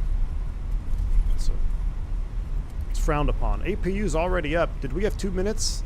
I don't know if we had 2 minutes. We'll shut them both down here once we pull into the gate. What set of rudders? Middle of the road. A middle of the road set. Maybe someone in chat has an idea for you. I use the crosswinds. I don't know if I'd call a middle of the road. I'm not sure what the prices are for rudders, man. I haven't looked at it for a new set of rudders in so long. All I can tell you is from what I've used, and I love my crosswinds. But the Windwing ones, the Windwings that look like the crosswinds, they seem like a popular option. I do not know what they go for, though. Erp. Oh, it blocked our ERP. Oh, look, we're on the roof doing some plane spotting. All right, brakes are set. Now let's actually do something we never ever do on this channel. Let's actually shut it down. Brakes are set. Chalk signal received. APU is up, so we're going to go engine 2. Seatbelt sign. I'm going to turn the dome light on. It's kind of dark in here. Confirm. Since we've had some electrical issues this flight, I'm going to confirm. Yep. And let's go engine 1.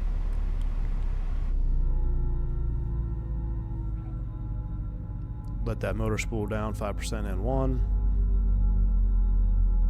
Neos take a hot minute. The IEs, they don't take very long. Alright, we're through 10%. We'll get the beacon light off. Looks like they've already got ground power hooked up. That's wonderful. Let's go ahead and connect. We're not going to turn the bleed on because then it'd have a more stress on the APU. See how it automatically shut down? There's no cooldown because the bleed wasn't being used. So APU spooling down, engine spooling down. Ladies and gentlemen, welcome to San Jose. Deboarding's begun. Let me see if I can't get the ground ceviche jetway over here. Let's pull up the aft stairs. Let's do the cargos. Let's connect the chocks. Looking good. Turn around. Start the clock. It's 12:40. I'm going to start the chrono because this will also be good for ITT temps, for internal temps. Engines are 302. Somebody screenshot that. It's 300 degrees at shutdown. We're going to see how fast these cool down. External power is working. 468, clear 12 right, cross in 12 left to the All right, terminal. now I don't know this because this is the FO's flow. I'm going to try to remember. So we do that. That looks good. And then we do this. These are coming off. Reset the chrono. We'll come over here. We'll call maintenance. We'll put you on the data page, the drift page. Man, it's been a long time since I've done that. Put up company ops on 1. Company ops is on 1. I don't need it. We'll turn it off. We'll turn off the intercom. Make sure your intercoms are off because if they're in INT, that's hot mic. You're going to be talking to the ground crew when you don't want to be, and that's awkward. Trust me. Put 2000 down here. Everything into standby. I think that's how the flow goes. All right, let's turn up some light. It's really dark under here, isn't it? Yeah, see, I just wish that I know they'll fix it. Kind of like floodlighting in the sim is kind of broken for that right now. But all right, chrono's going. We're doing a turnaround time. We got a refile. We should be good to go. I stopped using GSX, but don't tell Key 6. No, I uninstalled it for career mode. And it's honestly been beautiful. It's been so beautiful. We're going to call maintenance. We're actually going to defer it and it's not going to cost us $75. It's going to be pretty cool. So hold on. Let me save this recording here. SJC 320 landing. I'm going to save this replay. Tell the gate agent's going to be, well, yeah, we're going to defer. Yeah, we're going to, it's okay. We can be deferred. So get off the airplane here. We'll come back here. Maintenance will be coming on right now. So, hey, Camp, what's going on?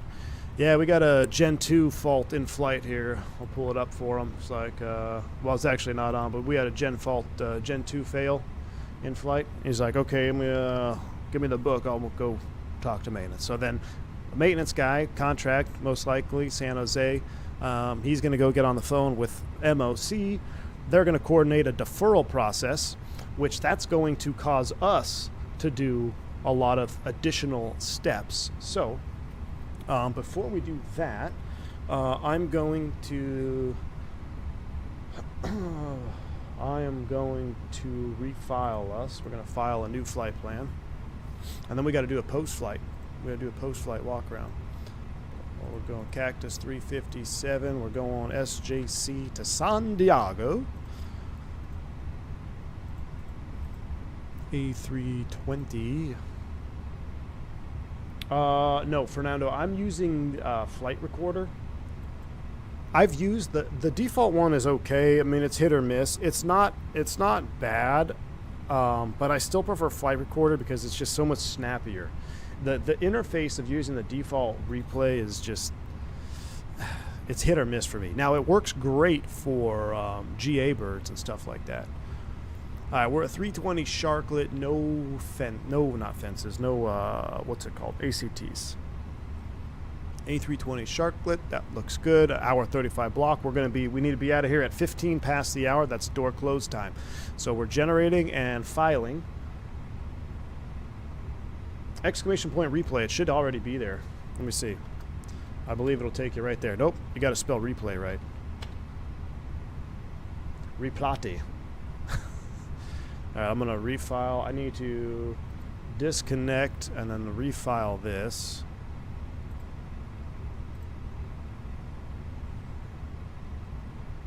Thank you, Vodka. All right, we're Cactus 357, 39,000 feet. That's a bit aggressive. Let's knock it down to 35,000. 35,000 feet. We're blocking fuel endurance of 2 hours. We got 56 minutes en route. An alternate of Los Angeles. That looks absolutely wonderful. Flight plan is filed. Reconnect.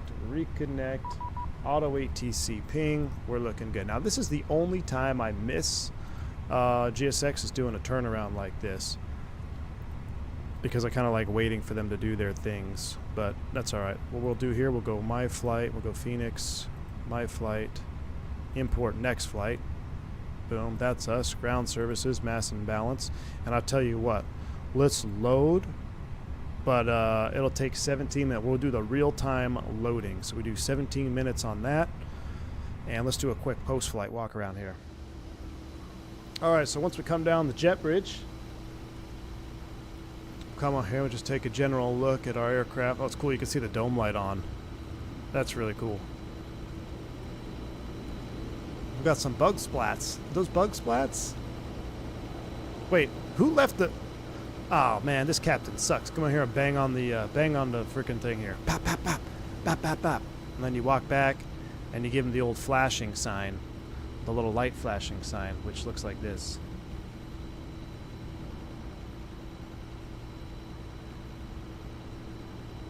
I was like, oh, yeah, I've totally forgot. I turned the taxi light off. All right. Let's go ahead. Now we can complete our walk around. We've been thoroughly blinded. What's cool about that is a good marshaller, he won't even marshal you into the gate with that light on. You'll just get the X. And you'll be like, what? And then you'll start rolling. Then he'll tell you to come forward. You get the X. So if he doesn't know the light sign, he'll just not let you come into the gate because he's blinded. Now, typically, you'll recognize, because there's two of you up there, and the FO will be like, hey, dumbass, turn your taxi light off. I can see his pupils from 150 feet. That's not a good thing. All right, everything looks good here. Definitely want to check the nose wheel, though. That's always a good one. Make sure there's nothing like out of sorts there. You never know. These airplanes, they get in that tow bar, they crank them all the way past the tow line. They're not supposed to. But everything looks good there. Nothing's broken. Cargo compartment. This is actually, I never actually really looked up in there. Can I jump? No, I can't jump. That looks pretty good. Oh, listen to that. Oh, that's awesome. One time I was marshaling a 320 from United. This dude left the landing lights on. That sucks. That sucks, man. You can hear the engine ticking away there. Love that IE spinner. We discovered last time that this thing is made out of rubber, or we talked about it. Right? That's for icing purposes, which makes sense when you think about it, because if it flexes, you know, it helps reduce the ice accumulation, but I promise you ice will still accumulate on there.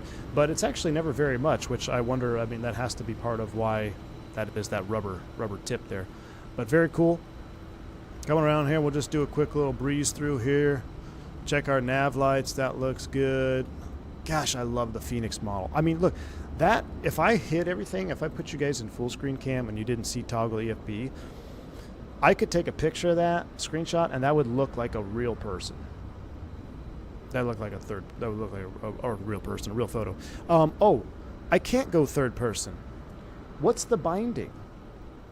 They fixed the toggle run binding, and now my backspace doesn't work for toggle screen narrator. Now let me search by input again.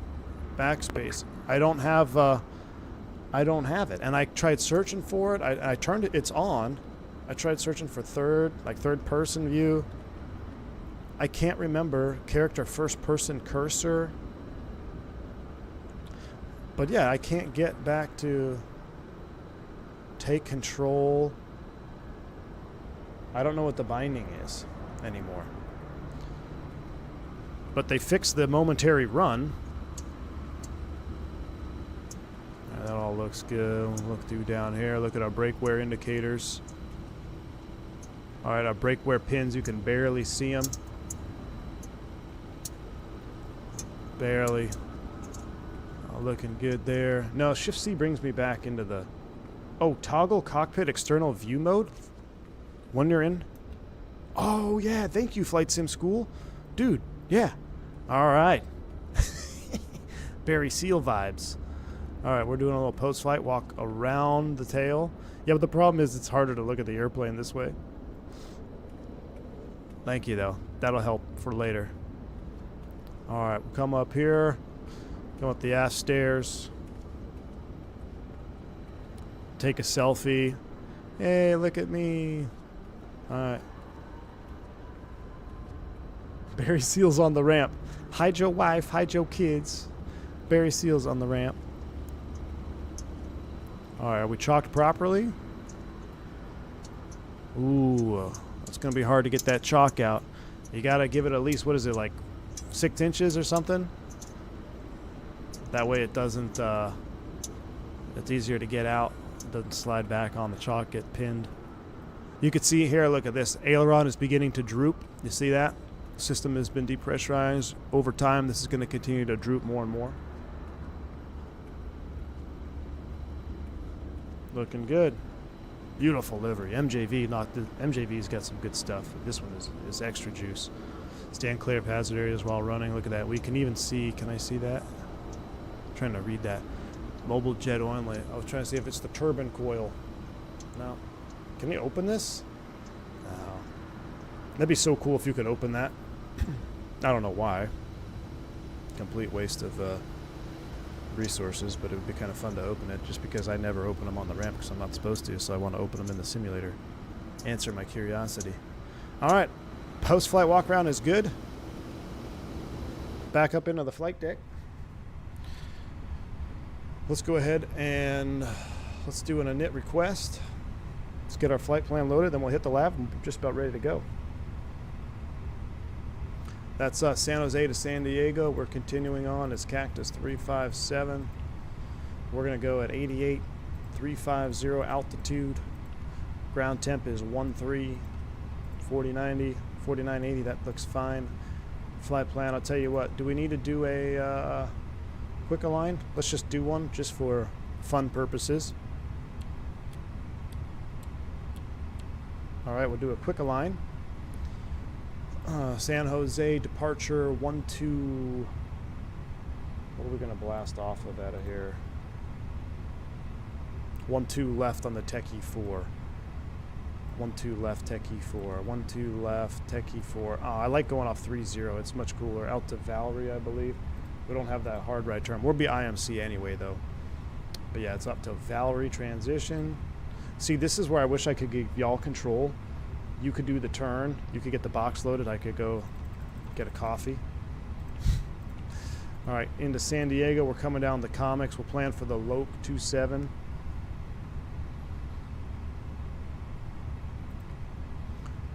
Comics 2, LAX. And matter of fact, we're not even, I don't even know if we can do that Loke anymore, but we'll load it up. Approach via Lindy. Insert. Secondary and knit San Jose to SJC.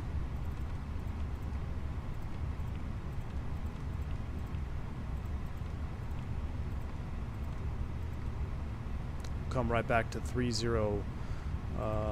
We'll use the ILS to 30 left just because it is kind of, we might actually need it if we have to air return. All right, we'll do, what is it?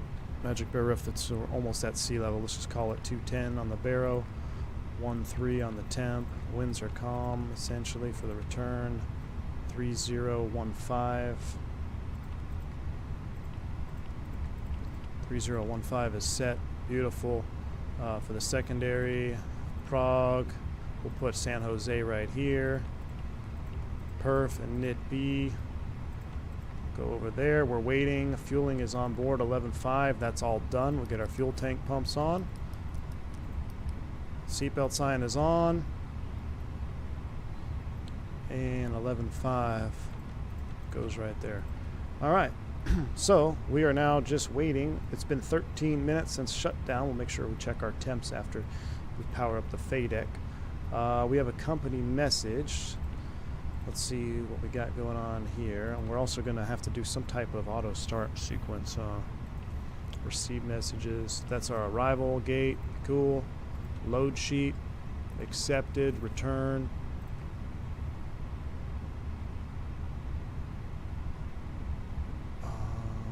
Do menu. Maintenance. Failures. Ground service. I was wondering if what issue could we give ourselves to force us into a manual engine start? A failed auto start? Man, this would be real good practice for me. Since you guys were so good on the like button there on approach, let's see. This is one of the most dreaded faults to have in the sim, just because of whenever the instructor gives it to you, it's always at the worst time. There's so much other stuff going on. The last thing you want to do is think about man cranking. But let me see if I can find something good here. Ice and rain, that's already been deferred. Start faults. Let's do a hot start on engine 2. And we will fail it. Apply. Okay, so we are set up for a hot start on engine 2. Don't tell anybody. How are we doing on loading? 1:30. We're almost done loading, actually. Man, we are. What time is it? 22:55. We've got about 10 minutes before push. Wonderful. So I'm gonna go take a leak in the lav.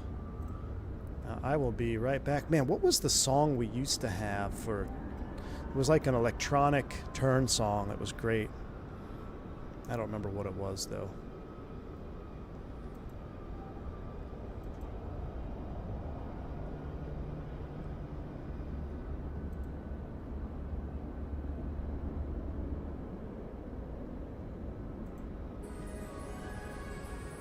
All right, but I'll be right back. We're turning around. Question for you. Let me look at the chat. Canadian says, nothing against 320. We're climbing faster out of Toronto than the 320 we're following. Yeah, but he's probably also loaded down. I have an incredible hack for you to improve the feel of the BB control reverse levers. Ooh. Works better in test.exe. I will check that out. Perf page for inputting numbers. What is takeoff shift? Zippy. That is for a runway intersection departure.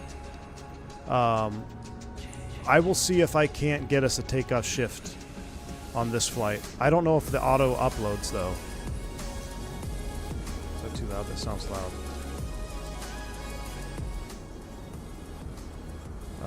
San Jose taxi. Yeah, so it would have the amount of feet that's on the shift. So if we try to do a mic departure, I'll see if I can find a way to set up a takeoff shift at a mic.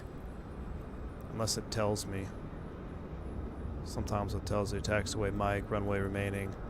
But for us in real world ops, it will automatically show up as the shift when you put the intersection in. So, all right, give me 2 minutes. I'll be right back, and we'll start our way back to where are we going? San Diego. Look, it'll be perfect. We'll push 10 prior. Beautiful day. Be right back.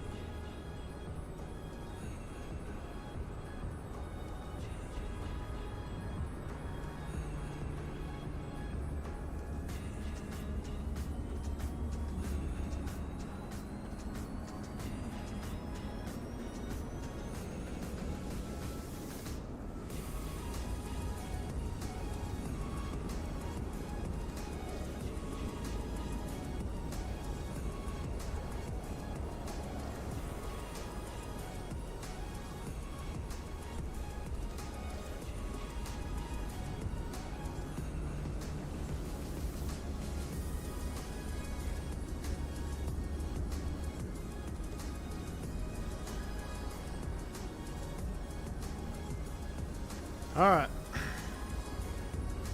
Let's get out of here.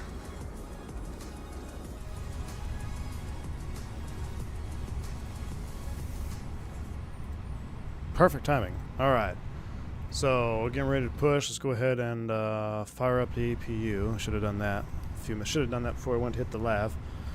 Good FO would have started that. Y'all are failing me here. All right, APU is spooling up. Aircraft loaded. Let's go ahead and send this final numbers to the McDo. Let's come over here. 1-2 left for departure dry. Optimum. Force Toga, yes. Sync final. Sync live. Do we have any intersection data? No. Gosh, stop that. There's no public. Oh, add custom. So let's do add intersection ID. What did we say it was? Hold on, let's see if we can't do this. So let's call it Mike. And let's just say it's 500 feet. So I've actually never done this. Takeoff remaining 3,200. What's the length? 11,000.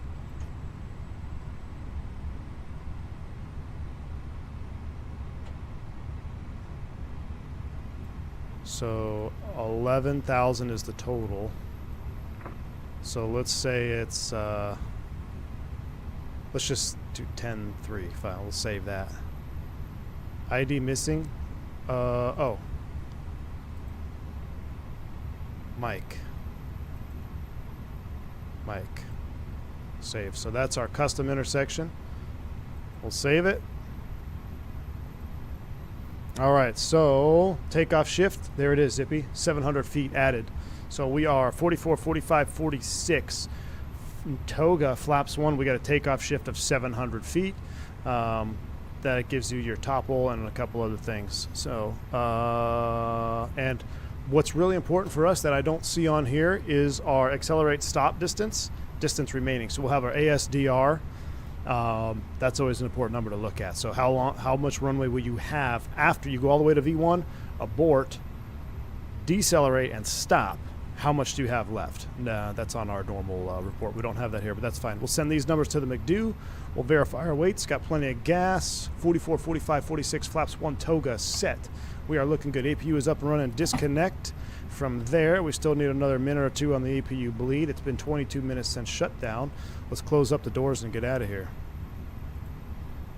Ground ceviches. Pull those. Chocks and cones. We're disconnected. Oh.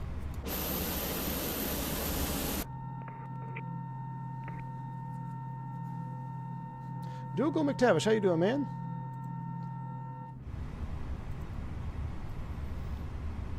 Welcome in, man. Hope you're having a wonderful day. We'll connect the tug, disconnect the jetway. Hopefully, let's get the beacon on.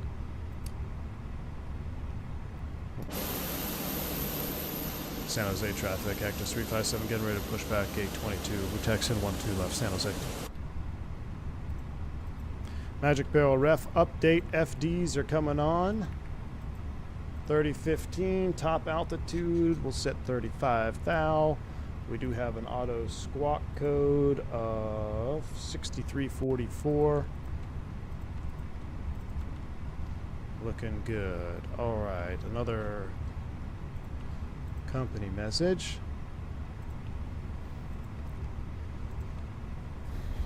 All right, we got 3 jump seaters on board. We'll accept those. Looks like Team Vodka's coming along for the ride. Ready to push, Captain? Ready to push. Doors closed, jump seaters secured.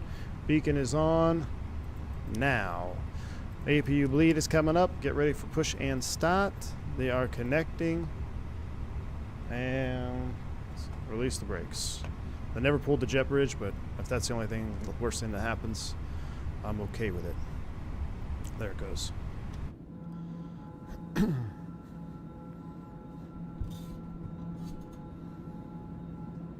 I wish we had a rule in the EU where all charts have to have a taxiway takeoff lengths on chart.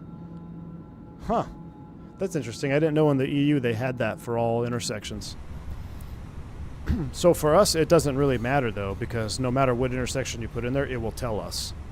So I guess if you don't have an airline that gives you that data, then I guess it would be important to have it on a chart. But, I mean, you just make good judgment calls. Don't take off on an intersection that gives you less than the runway remaining that you need to take off. When are we going to Europe? 50K subs, man. 50K subs. Euro 2 or V2.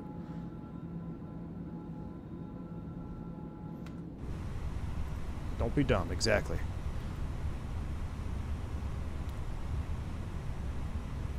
All right. Cockpit ground brakes. You are push complete. Set brakes. Brakes set. Clear disconnect. Show me the pin on front. Thanks for the push. We're starting them up.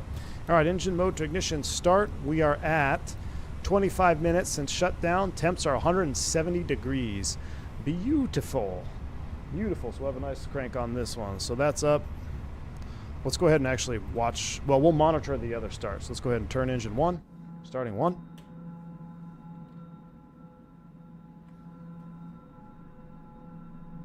$45K, we're going to do mini Africa. It was 294 when I asked for the screenshot. Zippy, perfect. So it cooled, what's that, 120 degrees? That's very realistic. San Jose traffic, United 350 at gate 6. We're going to be pushing back on the taxiway. So you'll see here, I should have started the time.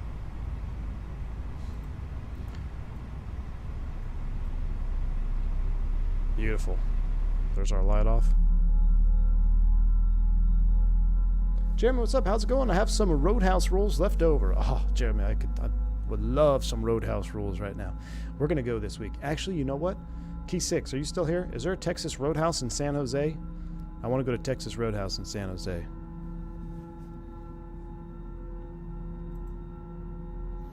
All right, sounds like we have a good start on number 1. In cooler weather, does it need less time or do you wait the same regardless?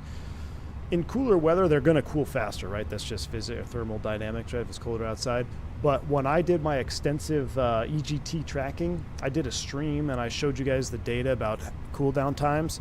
The Fenix was actually pretty much on par. When it came to the temperature at which it reached, the Fenix was actually a little bit, it cooled a little bit less fast than the real thing. However, the engine start times were to the second in some instances. Absolutely awesome. All right, so let's go ahead and start engine 2 from a professional view here. We've got a good start, starting 2. Let's monitor this startup. Engine 2's on the rise, watching that EGT, fuel flow. Come on, baby. So you can see right now it's cooling it. It's going down to 190. Well, it was cooling it.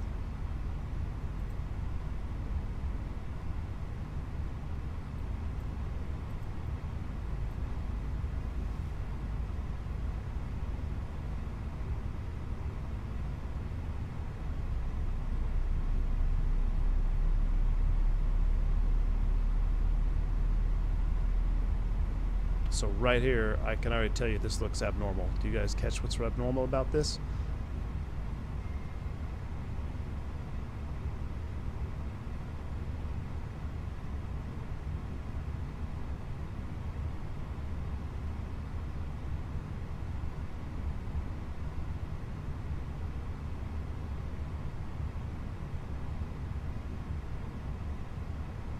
No, it didn't do it. Well, that was weird. I thought we had a hot start enabled.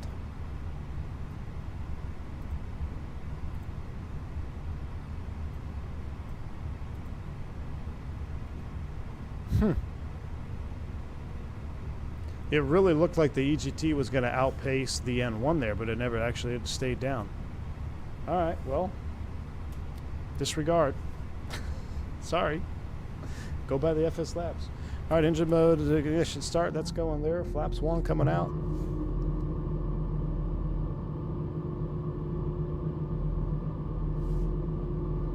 Oh, it's starting to rain. We need to run wet numbers. We need to resend for wet numbers.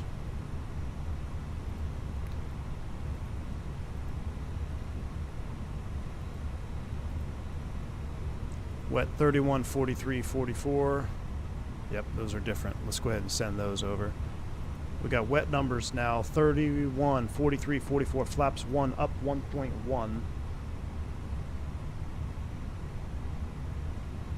That checks. Flaps config 1. That looks good. Now, oh, so we have a whole nother slew of stuff we have to do. Electric 2 engine Gen 2 off. This is what I forgot to brief. Okay, so per our MEL, we have generator 2 in op. We have to do a generator reversion test. So let me pull out the book so I'm actually doing it proper. I could probably do it from memory, but I want to do it by the book. So since our generator is offline, we have to do a reversion. Make sure the APU gen, make sure the operating generator can hold all loads from the electrical system. So we have to do this after every start. Engine generator. San Jose traffic, landed 350, it's going to attack the runway 12 left by Zulu. We're going to hold short of volume for delays. San Jose. Alright, so this isn't quite the same MEL, but alright, galley cabin check auto. Oh, we don't do that. Let's see. Before engine start, no, that's for the engine. After start with an AP running. So we're going to pull up the electrical page. We have the electrical page. Generator 1 off, generator 2 off. So generator 1 is off, or excuse me, generator 2 is off, generator 1 off. APU gen is on, confirmed. It is. You can see here, alright, check on the ECAM electric page that all essential that all AC buses are supplied, which they are. APU's picked up the load. All right. Operative generator back online. Generator 1 back on. Imagine that. I found that without a sticker over here. Didn't cost me $75 for that sticker. All right. Generator 1's picked up the load, but now we have to isolate generator 1. So APU generator comes offline. Gen 1 has now picked up both AC Bus 1 and AC Bus 2. All right? If necessary, IDG may be disconnected if the blah, blah, blah doesn't apply. So that's pretty much the end of that. So APU generator comes back on. Everything looks normal. Clear electric, clear electric. Cool. That's the end of the procedure. A couple other things for fuel. Awesome. All right. So that's been done. Make sure our trim is still there. 1.1. Let's do auto brakes, max takeoff config checked. We'll go auto. On TARA 6344, San Jose traffic X 357, taxi runway 12 left, San Jose. Look at that, we got 3 minutes to spare. Brakes release. Let's go finish this day of work. It's crazy, I'm going to be doing this exact same thing here in like 2 days.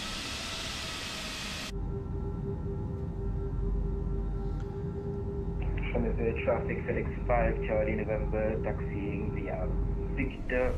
Whiskey, Mike, runway 12 right, so runway 12 left, San Jose traffic.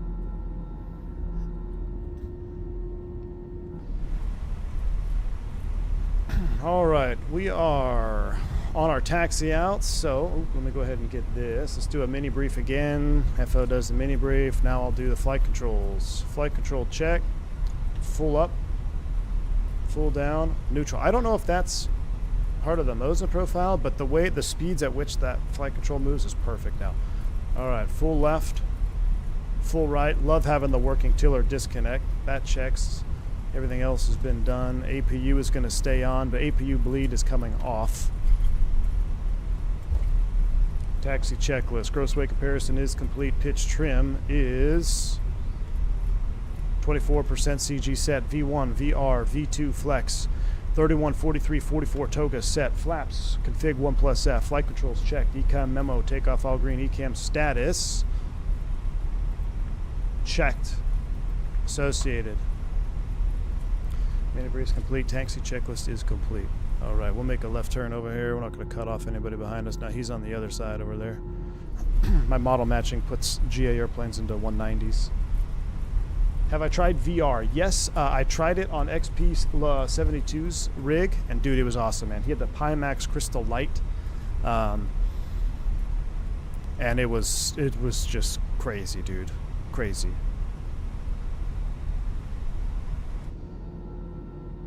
The Fenix, I kept grabbing the dashboard because I was trying to move my seat, and I was trying to reach for the knobs. I kept trying to reach for my arc and range knobs up here. Yeah, VR is pretty incredible. There's no doubt about it. NeuroWiz, what's going on? Love you, man. Thanks. Appreciate all the support, dude.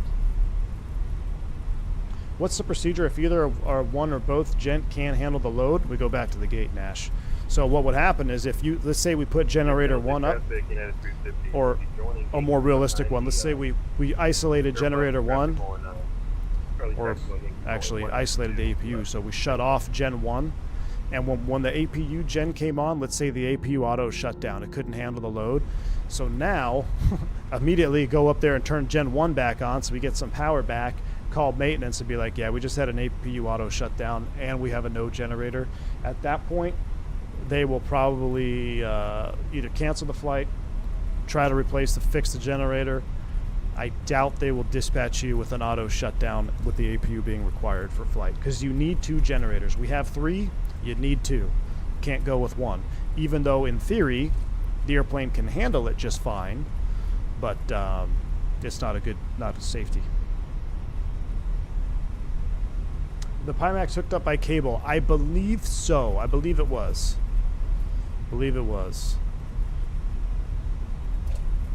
I never pulled out our taxi chart here. What did we say our intersection was? Not Lima. I said we're going to Mike. We're going to Mike for the next left.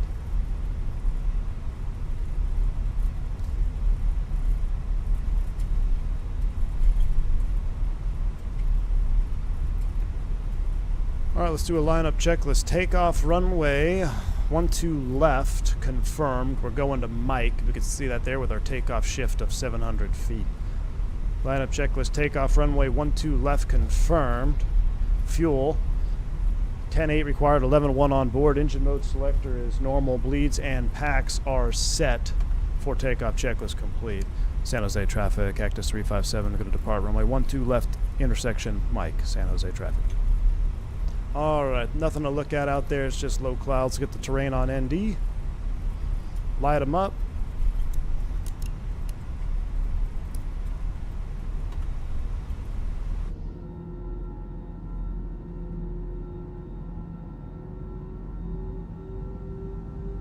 We got our wet numbers, that checks.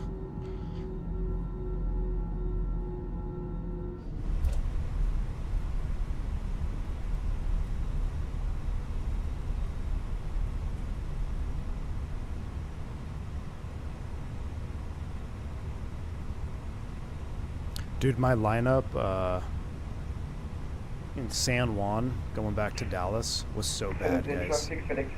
So bad. Alright, that looks a little better. See, I'm nervous. I had the 3, I was thinking it's 320. I went a little bit too far. That's alright. Or 321, rather. San Jose traffic, catch 357, departing 12 left, San Jose. Alright, y'all ready? Let's go. Spool them up 50. Yoga's in chat.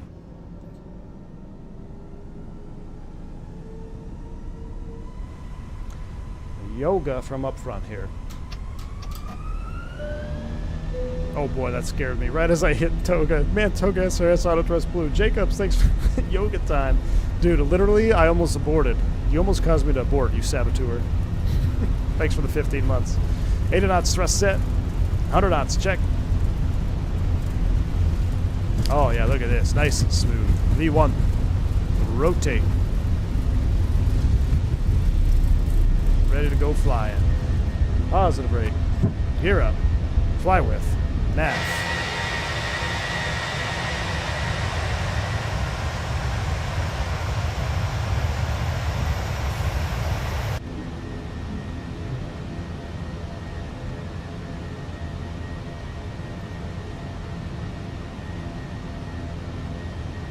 I should have changed the acceleration altitude to 1,000 feet.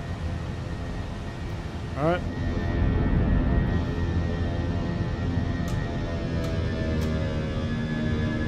Never gets old. Never, never gets old. Thrust climb, climb. Auto thrust is active now. Lowering that nose, we're looking good. San Jose traffic, Cactus 357. We're out of 2,500 out to the southeast. Last call, San Jose. 22.8's coming back up. Here comes SB. You and me both, Jacobs. I love this Fenix, man. Flap 0 after takeoff checklist.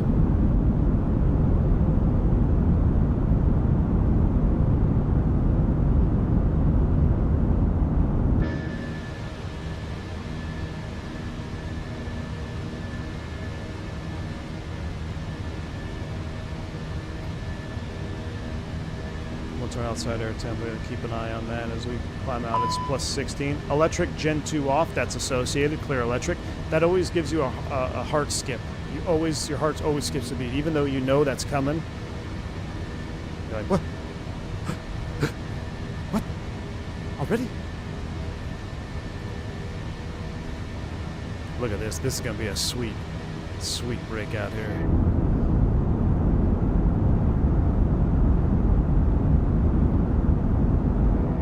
The Fenix is so much fun, man.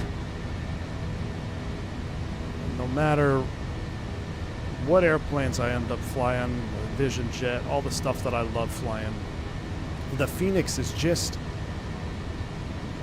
I mean, even if you have FS Labs, and everyone's going to say that I'm just a Fenix glazer when I say this, but I think even if you have both, you cannot argue that the Fenix add-on, A320 series add-on, is not the top bar in add-ons in flight simulation. Like, just everything that it comes with, the sounds, it's so complete. I love it, man. I love the Fenix as an add-on.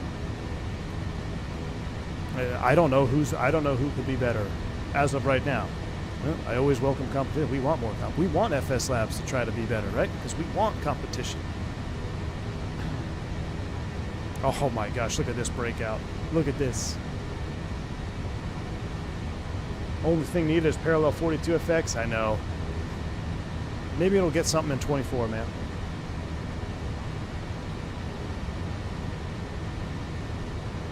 Jacob says, I know I've been pro 2020 lately, but I'll finally move the Fenix over to 24 this week. Do it, man.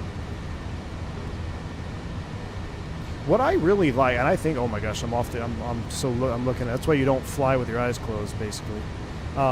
I swear, I feel like the clouds are more volumetric.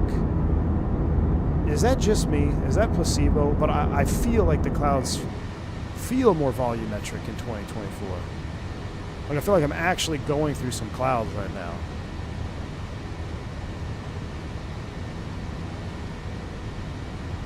For some reason, Boris said he doesn't like the Fenix sounds. That's because he's drinking too much, man.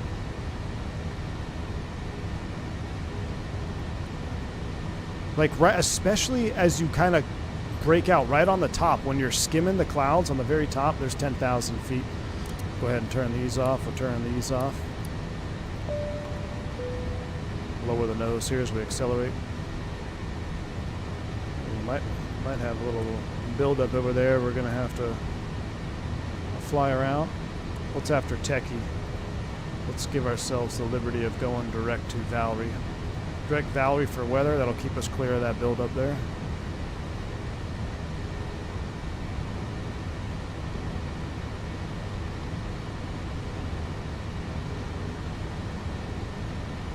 That, to me, is just incredible. Let's turn the autopilot on so we can enjoy these views. AP1 is on. Look at this. Full screen. Realism view. Come on. Come on. Mickey G, what's up, man? Good to see you, dude. Hope you're having a wonderful Monday. Glad to have you here. Just Flight will announce a new aircraft this Friday. Oh no, are you serious? Fingers crossed for like a new or like an announcement like maybe A300 or F70 series? So what do you mean, a new aircraft? Oh man, I hope it's something classic logo lights. Just in time for some cloud juice. You sure are. Yeah, that's a dangerous cloud to the left. That one has some vertical development. Just like in real life, I would not opt to fly through that. Oh, we forgot to turn on our ANR. All right, there we go. I put my noise canceling up to medium now, since we're in a classic 320. I mean, that is an awesome representation of a cloud that's got some vertical development. You could fly through that no problem. It's not super high altitude, but it would definitely be bumpy. You would feel it. So if ATC was like, no, you have to fly in the heading for traffic, that would be one of these things right here. It'd be like, go like this, and then come down here, and be like this. Like, go ahead, Cap. Yeah, hey, take your seats for the next 5 minutes. We got to go through some weather. Okay, copy that. We're seated. Thank you. I'll call you back in 2 minutes. Boom. Done. Start the chrono. That way I don't forget to let them back up, right? That looks so good right there, man.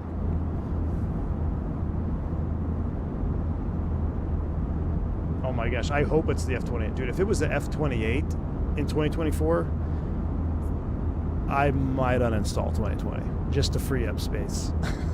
No other reason than just to free up my M2 drive.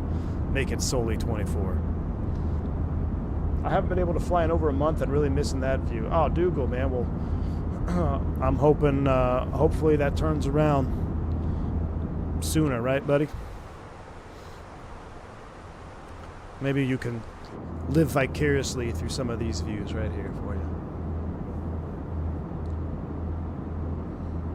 So is the FS Labs Airbus release the same reason as Aerosoft, even if it's a lot better quality?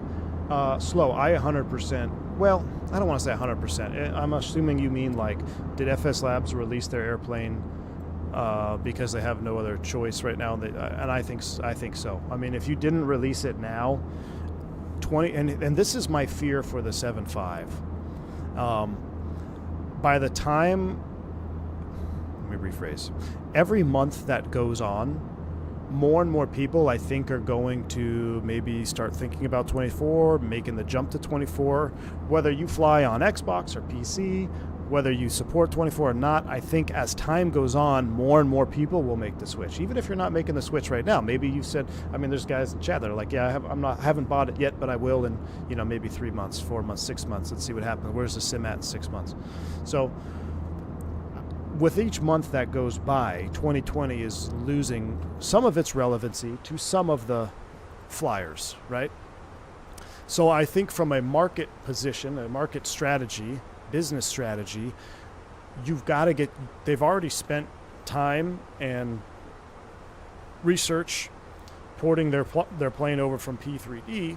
So to capitalize on that, you have to make a move. You have to enter the market. Even if you're not fully ready, you got to do it. And I think that's the strategy. And it's not nefarious. I mean, it's just that's a business strategy. Why wouldn't you? You've got to get some return on your investment, right? So I would like to think maybe they were hoping to release the whole series, like 19, 20, and 21, you know, available for 2020, but time is just getting away from them. So, because let's face it, if it takes them another, let's say it takes 6 months for them to get the 319 out for 2020, who's going to buy a 319 6 months from now in 2020? Like, you're losing customers with each month that goes by, right? That's my hypothesis. On day one, apparently Microsoft routed DNS traffic in a non-direct way to cope with the demand of the DNS cache on some people's machines. Have this still. So Google how to flush DNS. Interesting, Scotty, too. Is that something that like wouldn't be fixed in a full reinstall either? Because I know there's been some people that have stability issues. Man, I almost shut down the APU on accident. And I know Microsoft said that you guys need to do a full reinstall from issues that you had on the day one situation.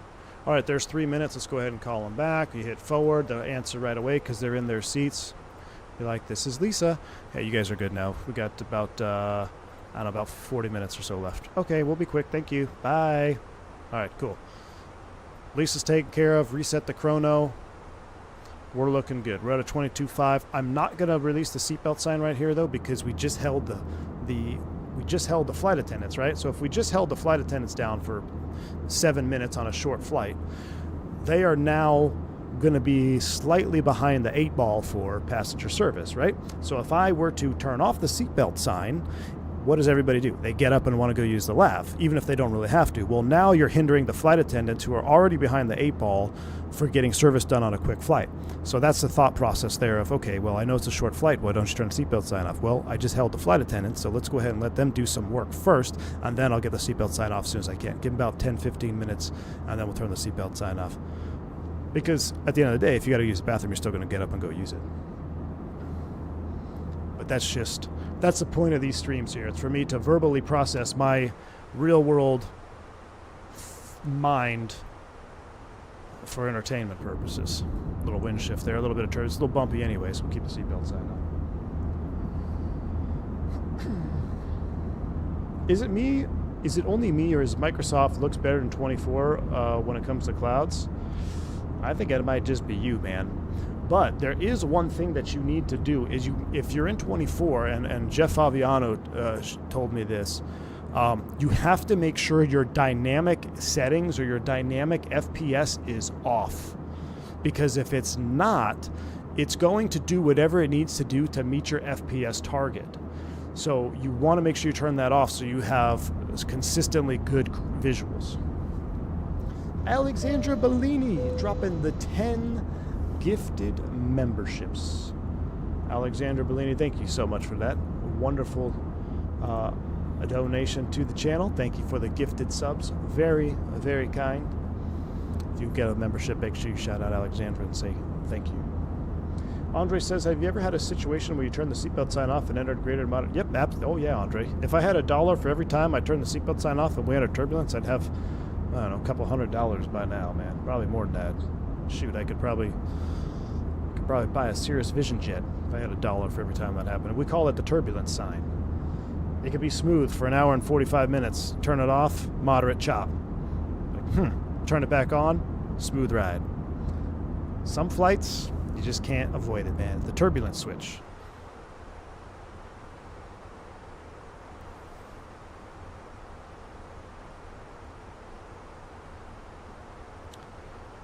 On command type IP config flush DNS clears the DNS cache. Yeah, I've tried doing that when I was trying to get streaming to work on my old internet situation. I don't need to do any of that right now. My sim, lucky. I was one of the lucky ones on launch day that didn't seem to have any issues. AJ, dynamic FPS is right where it's right above the setting. I looked at it before to set your settings, where it says like if you have a preset, say you have preset high, just above that it'll say dynamic something. Turn that off.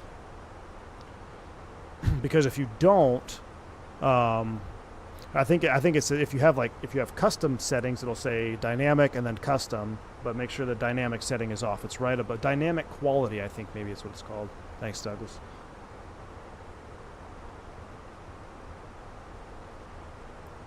Same thing with turbulence penetration speed. As you slow down, it stops.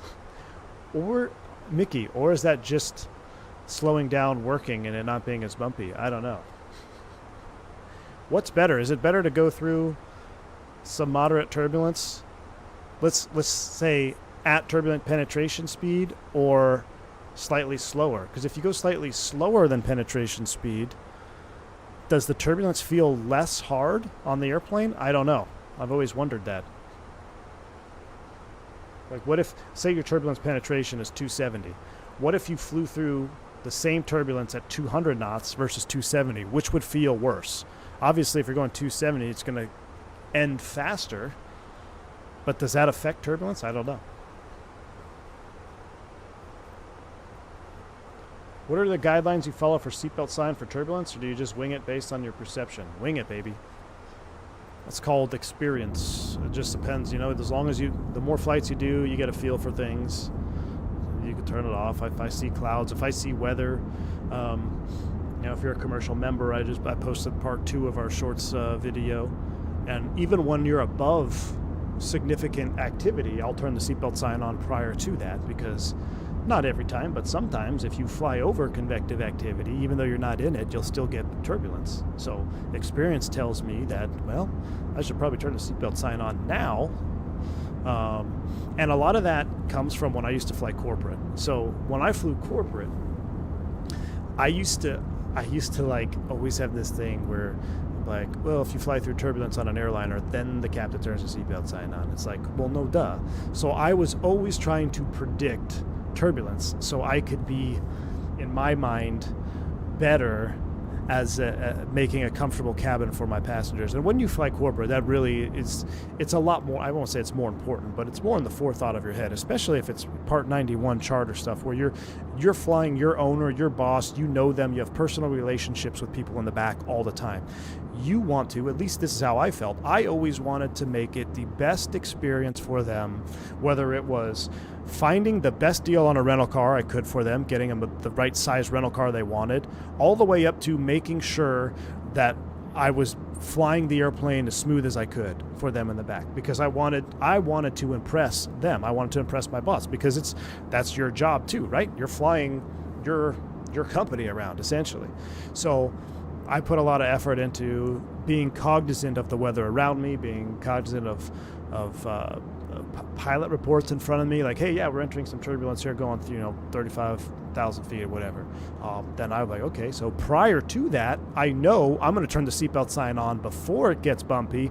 That way I look like a wizard.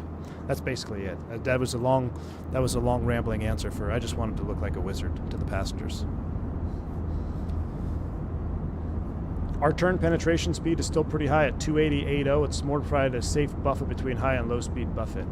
Oh, I guess that makes sense, yeah. I forgot about aerodynamics. Yeah, that makes sense. It's all about the buffet margin, right? 280, that is pretty high. Man, I thought the Airbus was high. The 321 is like 7.9. I was like, 7.9?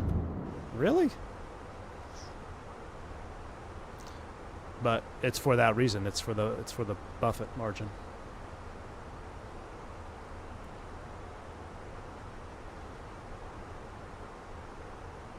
This conversation is getting a bit nuts. What?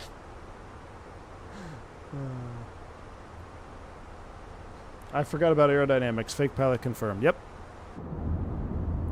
I mean, I don't know about y'all, but this looks incredibly awesome. talking about graphics.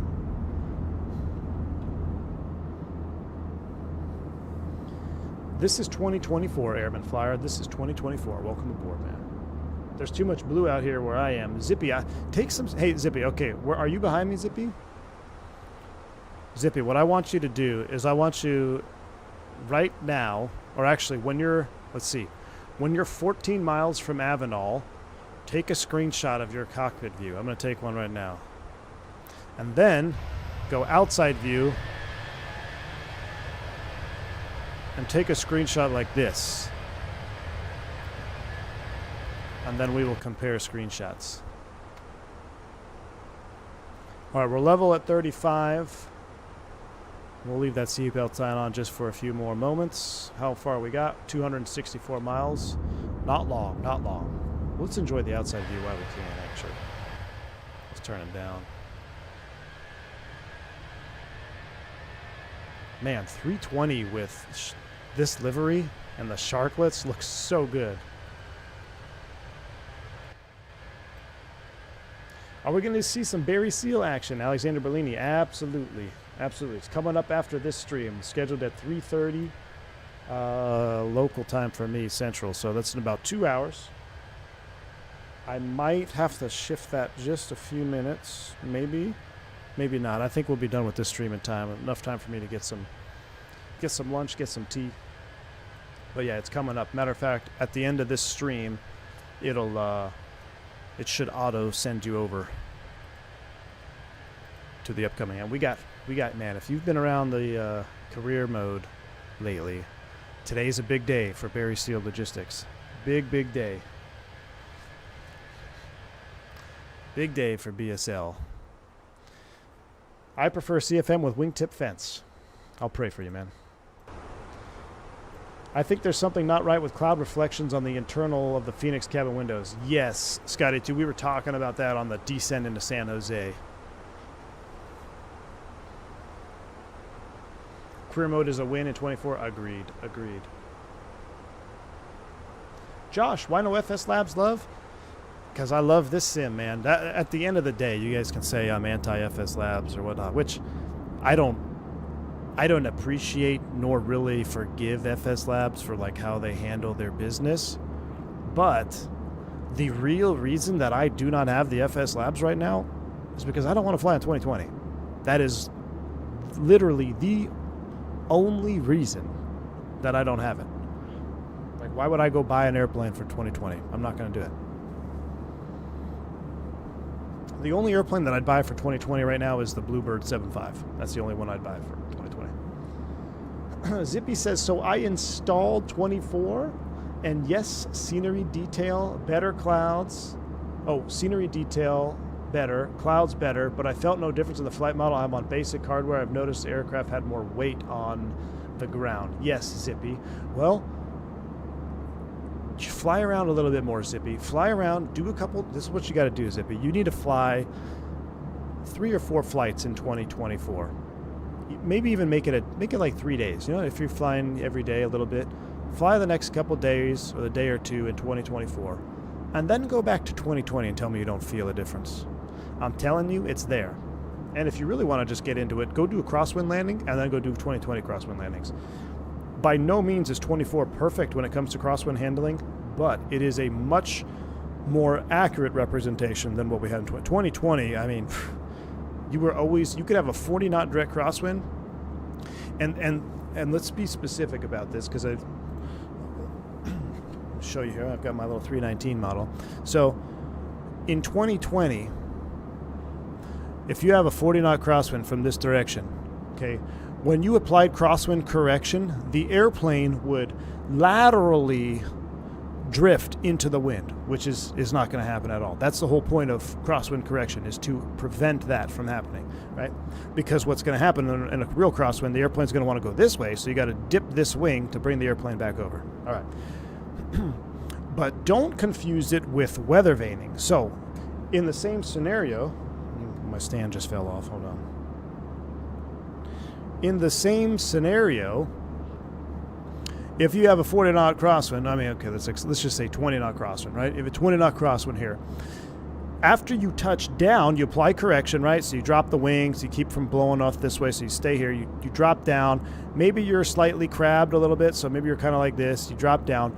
After you touch down, in 2020, the aircraft had no inertia at all. So what would happen is one of two things. It would either continue to just like go this way off the runway and like kind of laterally move that way, or you would start doing the wee ice skating thing because you really had no inertia on the ground. Like the airplane really didn't have any stiction to the wheels, if you will.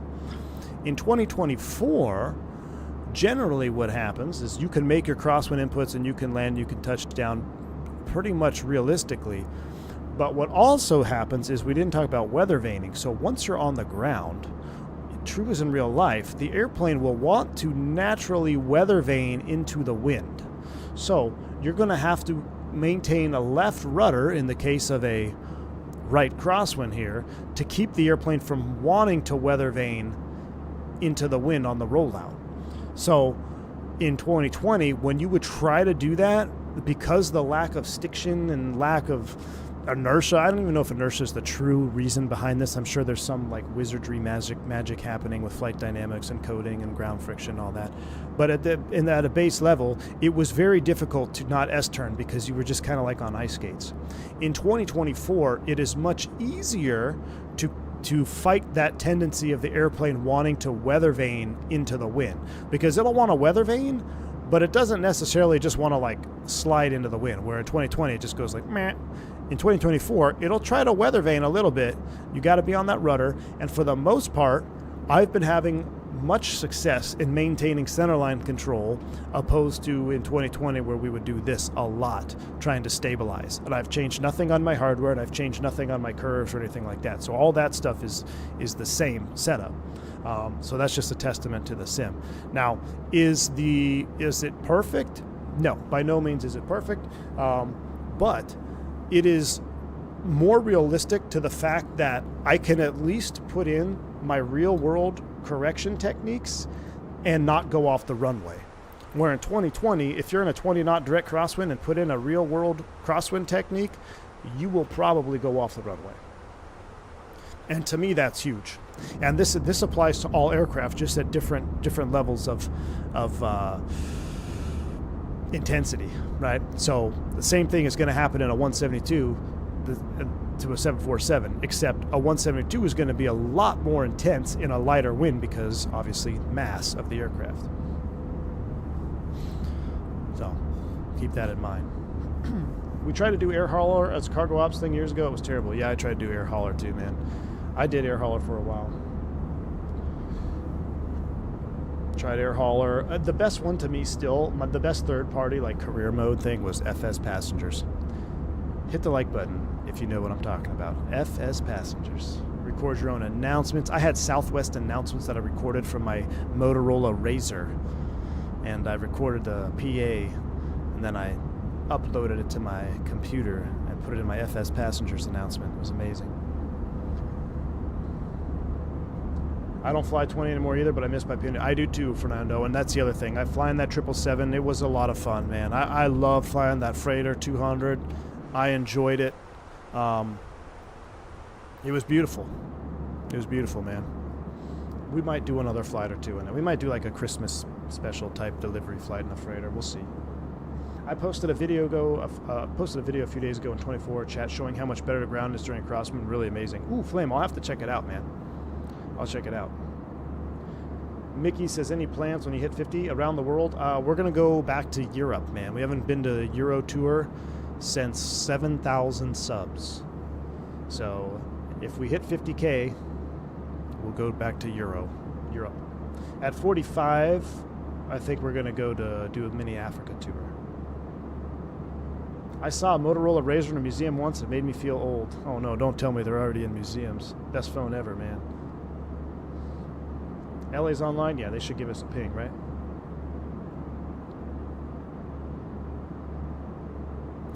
FS Passengers really made you care about your passengers. Yes, they sure did. And, like, the pilot mode, I remember, I was like, I'm going to build up my pilot from a 172 to A321. It took forever.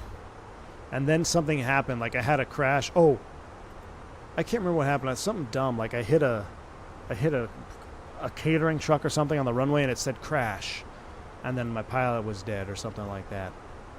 All I remember, it was a not legit killing of my pilot, and I was really upset. I still have my rose pink metal Razr phone, best phone ever. Were you actually in San Juan? Abdilo, yeah, man, I was in San Juan. Where in San Juan? I was, man, we flew over the hotel. If you watch the last stream, just watch me landing. I pointed out the hotel. Gosh, that's right by the ocean, man. Yeah, I was there for 24 hours. Wait, Team Vodka, you still have a Razr? For real? It was the Solar Museum, Charlotte, as an exhibit of some of the things passengers had on their persons during the Miracle on the Hudson. It was accompanied by a stuffed Canada goose. That's funny. Tactical catering truck incident, exactly. They found a still working Nokia in Pompeii in the ash last year. Oh. You're funny. Yeah, look at that little bit of chop out there. We got some clear air turbulence out there. Don't have clear air turbulence in 2020 without that add-on. John Tello, welcome to Private Pilot, sir. Glad to have you on board. Did I hear about the 321 departing the garbage? I did. We listened to it on the career mode stream of the audio. Pretty wild, man. Pretty wild. All right. Let's start looking at our pre-starred charts for San Diego. We're coming down to Comics 2.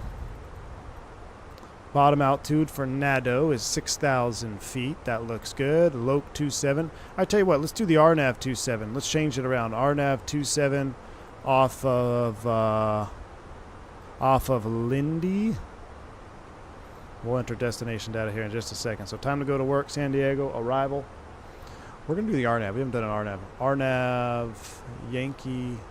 Why do I have two of them? RNAV Yankee, RNAV Zulu. RNAV, which one do we want to do? I want to do the Yankee. Yankee. RNAV 27 Yankee, Comics 2, LAX, Lindy, insert that. That looks good. Oh, you know what? We might have FLS. Let's practice FLS. Let's do an arrival. Should we do FLS or brick and stick? You guys tell me. FLS or brick and stick? Meanwhile, I'll set up the rest of the stuff here. Descent, we're going to go 78, 320. Next phase, config full. This is where we change it up. Let me go here.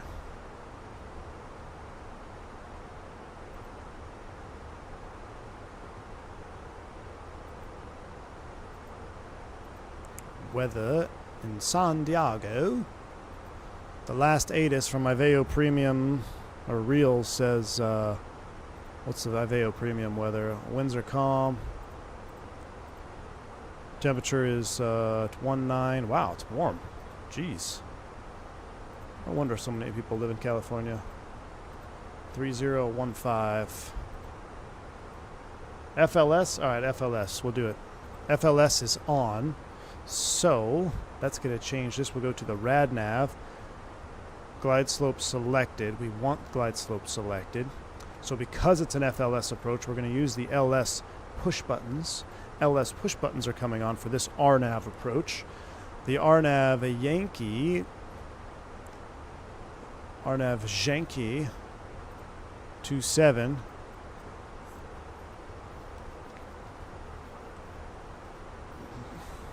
We're going to use LNAV VNAV 760 because we don't have SLS, so we'll do 760. That's a 50-foot additive, right? Because it's an MDA. Must do addition, so we'll call it 810 on the Barrow. 50 feet, 810, that looks good. RNAV 27 FLS approach, we'll treat it like a localizer / slope or landing system. So that is on, and bottom altitude we said was 6,000, right? 6,000 is set. Outer tank fuel transferred. That's always fun when you're still in cruise. Makes you raise an eyebrow. It's alright. We're getting there. Wrong side sim fuel loads on this. Wrong side sim fuel loads. 9 has been in use. Let me see. Did it say 9? No, landing runway 27.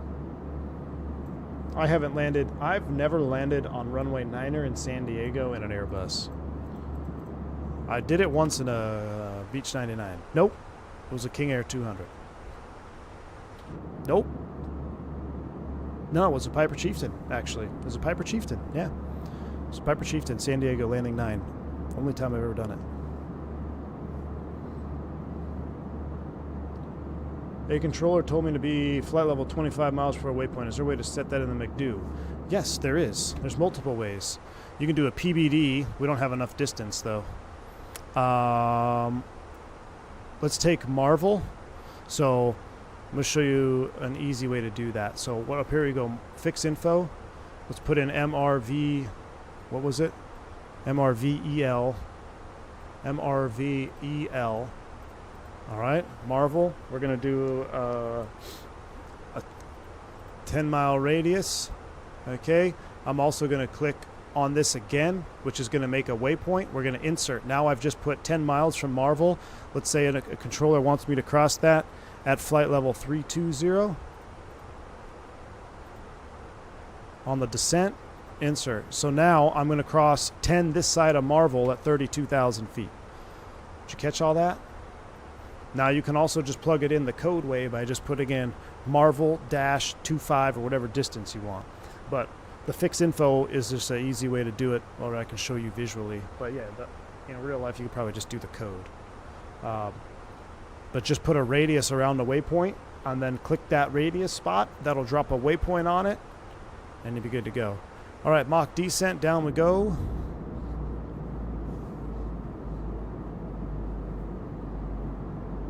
This procedure is also in the McDo Advanced Tips and Tricks video on some V1 guy's YouTube page. Yeah, that's true. I did that a long time ago, didn't I? Yeah, check out V1 Sim on YouTube. I have an advanced... They're super outdated, but they still apply. Advanced Tips and Tricks. Tips and Tricks for the McDo.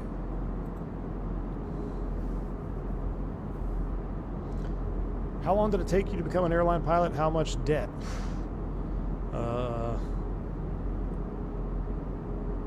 Like 80K. That's because I did my PPL at a school that you're not supposed to do your PPL at because they charge you way too much. I didn't pay off my debt until I was almost 30 years old. And how long did it take me to become an airline pilot? Well, that included, yeah, I think I want to say 80K. Yeah. It was because my PPL. I did my instrument and my multi cheaper than my PPL, dude. It's crazy. Don't do your PPL at Riddle. What was the other question I was going to answer? Oh, how long did it take? So I didn't go right into the airlines, man. I flew corporate. I flew freight.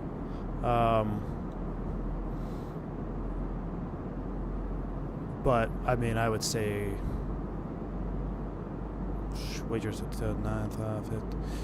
at least after I became an instructor, I mean, it was at least 5 years.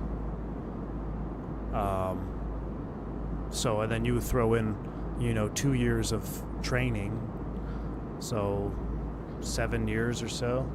But you also have to understand that this was in a different time period. Now it's just like you go to a school, go to a career track, you can be done in a year, build up your time, and you're sitting in the right seat in an Airbus in, 5 years. Less than. Team Vodka's not wrong. Yeah, I flew Bull Seaman. That was the best day. You guys always joke about the Bull Seaman, but that was the best night, man, because I didn't have to offload my own cargo.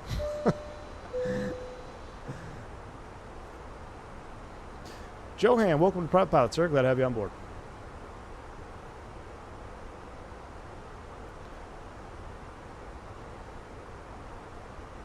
80K pretty good for return on investment? Absolutely, Cassim. Yeah, and that's the thing. You have to. But here's the thing. Man, every time I say that, I sound like my father. My father used to always say, "Here's the thing. Listen, here's the thing, son. Here's the thing." And I would joke with him. I'd say, "Here's the thing." And now I'm saying it all the time. What was I saying? Oh, yeah. You don't become an airline pilot to get rich. Okay? If you want to be an airline pilot because you want to be rich, you're doing it for the wrong reasons. It's going to be the wrong career for you. There's plenty of other ways to get rich.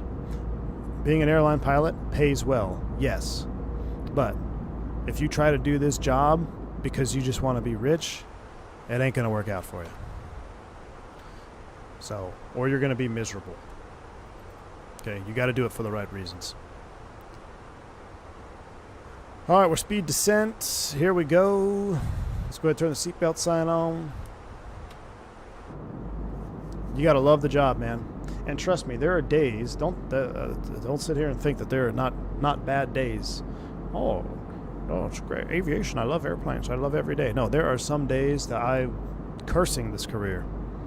Trust me. You will have those days. You will have those months. Heck, you might even have those years. You ever heard of the lost generation of airline pilots? Guys were sitting 30 years in the right seat because there was no movement. Lost pensions, lost everything. It is a vicious career. Now, I'm speaking strictly to U.S. aviation. I don't know. I'm not speaking to abroad because I know there's a whole bunch of different ball games and methods to aviation. But it's just like if you've been married long enough, it's like I love my wife, but some days I don't like her. Same for her. She loves me. Some days she doesn't like me. Same goes with this career, man. There are some days I do not like it. Grass is not always greener. That's right. Camp Chef update 232. Smoke level 5. Dude, I do smoke level 7. Smoke level 7 for me is perfect. Flying seems great. Aviation business is not always that great. Yeah, that's true, Slow. Look, when the power comes up and you rotate, that's easy, man. That's the easy mode engaged. It's everything else. It's everything else. But yeah, once you're flying, man, that's easy mode.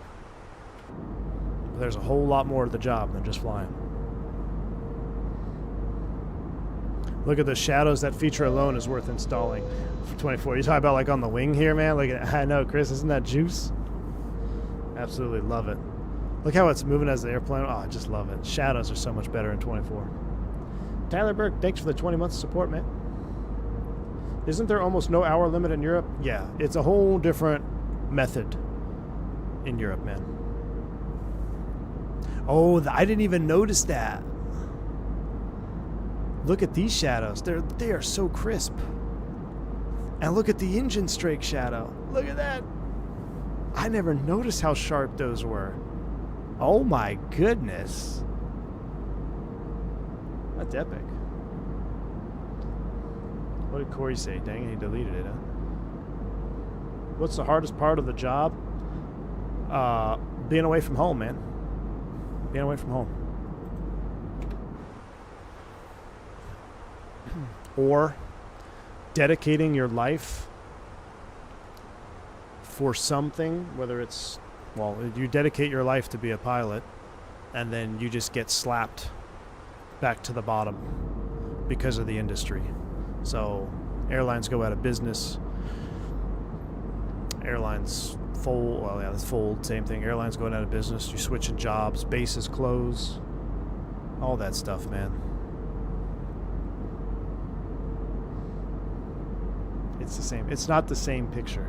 That's not the same picture, Vodka. I'm telling you, that's crisp. That's just like, look at this. That is crisp. There used to be a wobbly mess where the shadows weren't connected to the geometry. Ah. See, no shadow on this side. Geometry shadows right there. Look at that, and it changed. That looks so good. I didn't even notice that. Slow, welcome to Private Pilot, sir. Glad to have you on board, man.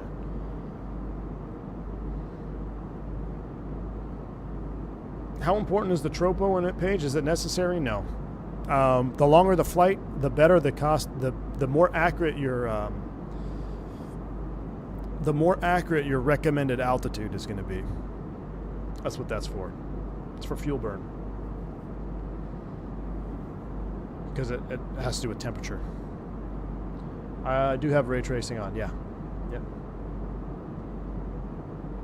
I gotta say, I do feel a difference with 24. I just uninstalled 2020. Oh boy, aviation dude.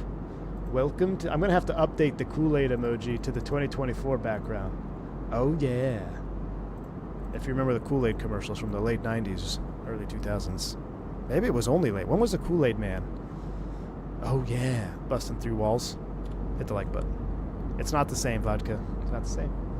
Is the Fenix cockpit color in 24 light, or is it 24 Fenix tad dark?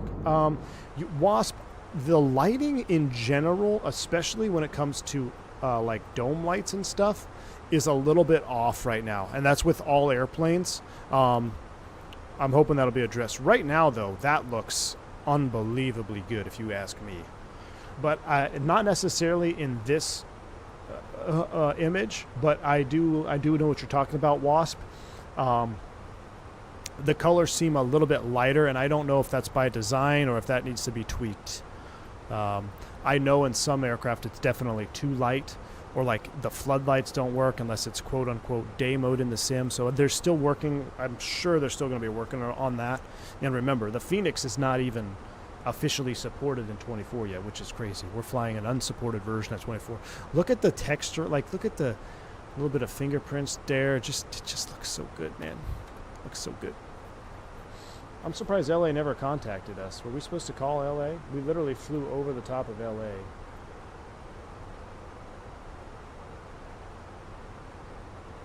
I feel suspect that no one contacted me here.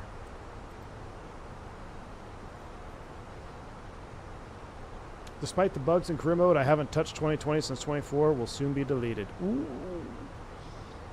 Yeah, we do need some spoid break. What are we doing? Dude, we're way high here. Thank you, Tyson. Jeez, 400 people here, and no one's actually flying the airplane. What's going on? I thought you guys were my FOs. Jeez, we're blasting through this here. We're supposed to be at 210 at Lantern. Yeah, center, oh, that's the wrong button. Center, Cactus 357. Go ahead, 357. Yeah, we're going to be a little fast at Lantern. Do you guys need the speed or the altitude first? Why are you going to be fast at Lantern? Well, we weren't paying attention. We were live streaming. Cactus 357, descend and maintain 9,000, speed your discretion.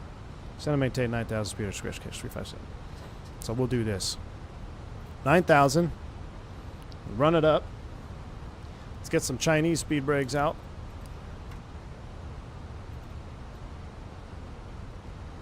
Now we're going to do a little trick. We're going to go vertical speed now. Vertical speed. Select 250. Speeding. It didn't quite work. We went into Outstar. It went after Outstar. That's okay. Don't tell anybody. Have to fill out an ASAP. Why is APU on? Because we have a generator 2 out. Gen 2 failed. So we were simulating failures, since everybody has an affection for failures these days. All right, 6,000 is set. Let's go ahead and maintain, what's the next speed? 220? 210. Let's come right back to 210 now. 210, we'll stow the brakes. We're speed descent nav. We're looking good. Let's come down here, activate, confirm. Ah, so there is a binding. Whoa! Whoa! What? I have control.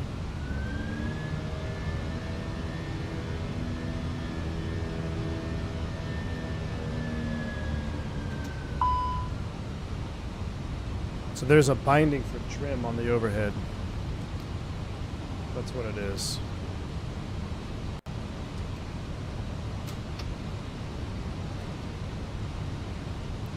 There's a binding for trim that needs to be addressed. User air. User air. Can we get some doggy bags in the cabin? I just spilled my milk. Yeah, you definitely spilled something there. Alright. Thrust idle, open descent, nav. We're going down to 6,000. No more speed brake here. Slow down. We're good. There's San Diego down there, looking beautiful. Montgomery Field over here. Almost put a citation main into the dirt on accident.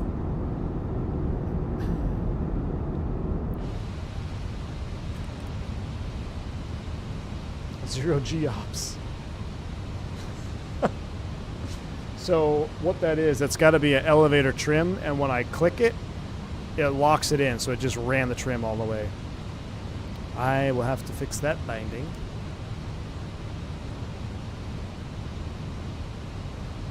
Alright, we're looking good though. Lights are on, San Diego ground is on, but tower's not, so we'll go ahead and just turn the rest of these lights on. Hold up, we're in a broken lab. Seatbelts, signs almost always on broken plane. And you expect us to be your foes and help fly? And now you almost killed us. Tisk tisk tisk. Callie Simmer, thanks for the $5 bank ankle check. Yeah, that was rough. My bad. My bad. But notice what she said there. Almost.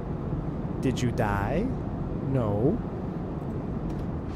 Just have a little exciting story to tell your friends and family now.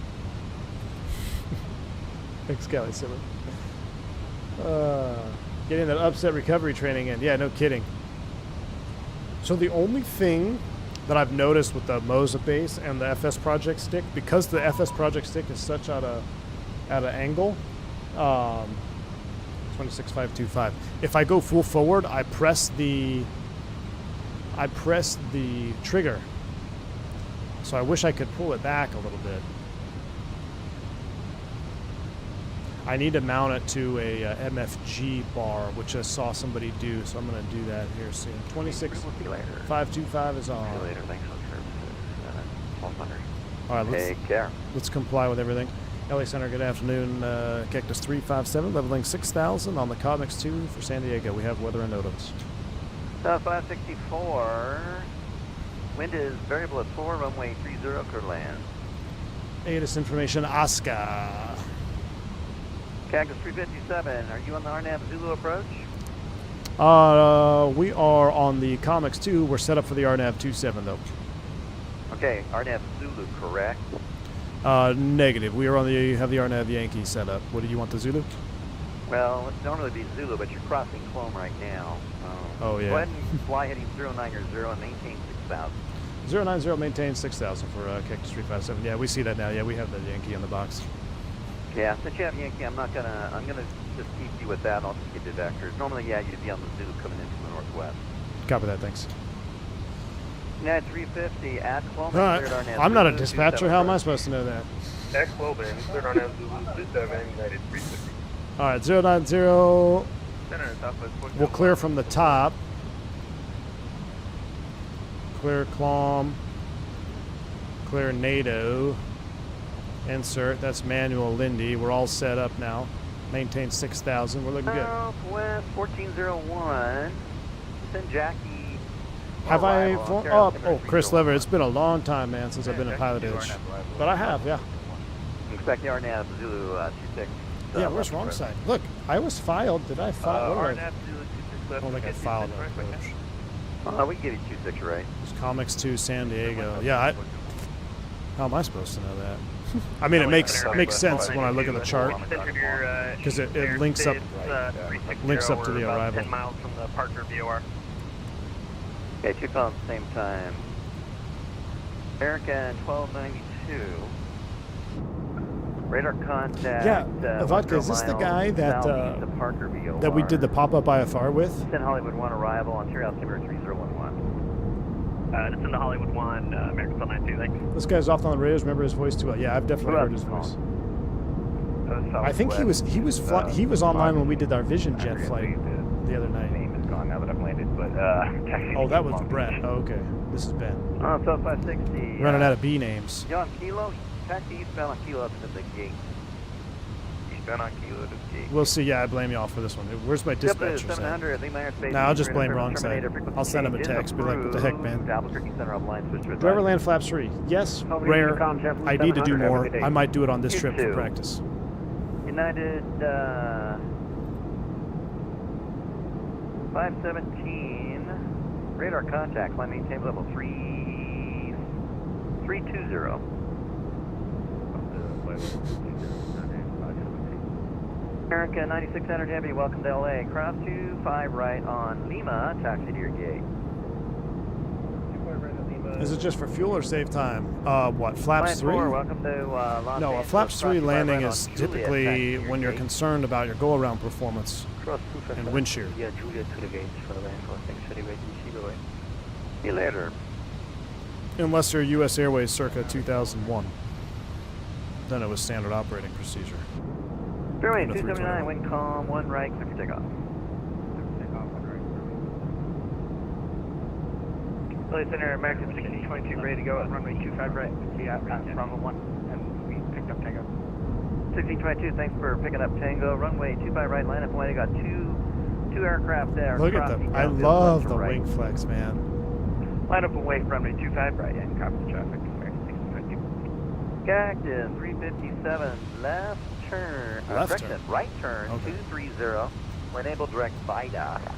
Cross VITA at or above 5,000. Cleared. RNAV Yankee 27 approach. Right turn 230, direct VITA, maintain 5, cleared RNAV Yankee 27 approach for Cactus 357.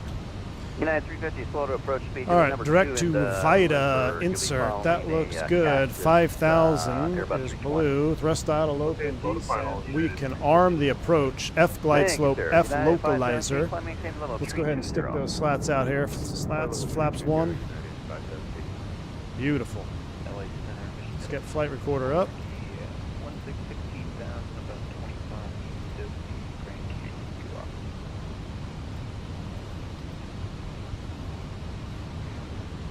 Ninja 7 Papa Whiskey, Los Angeles. 400 likes on a last-minute stream. You guys are awesome. Grand Thank you. Canyon view, our main Somebody just called up in a Vision jet. Somebody's in career mode. Is 3024. Was that me or was that him? He just cut out. 3024, maintain 1616,000. Doesn't matter where you're coming from. RNAV Zulu is AR, so you have to be authorized. And True. Should I tell him? Should I be like, one right, full length we're not taxi via authorized, Bravo Delta, cross C6 right RNPAR. at, Delta. Make Since sure you he- have, since Tango he on. wanted to educate me, does it say AR? RNP, Fairwing RNP. 279, radar contact, ALC leaving. RNP AR approach. Fairway 279, altitude checks, climb unrestricted, flight level 190. This is your standard LNAV, VNAV. This is an RNP. Yeah, it's not AR. 1401 at Rumble, you are Technically- cleared RNAV, runway 26 right approach. Technically, you Cactus was not AR in this livery. Right approach, probably. Very good point, Bluebird. LA Center. All right, F Loc is captured. Do you have time? No, he doesn't have time. Leave him alone.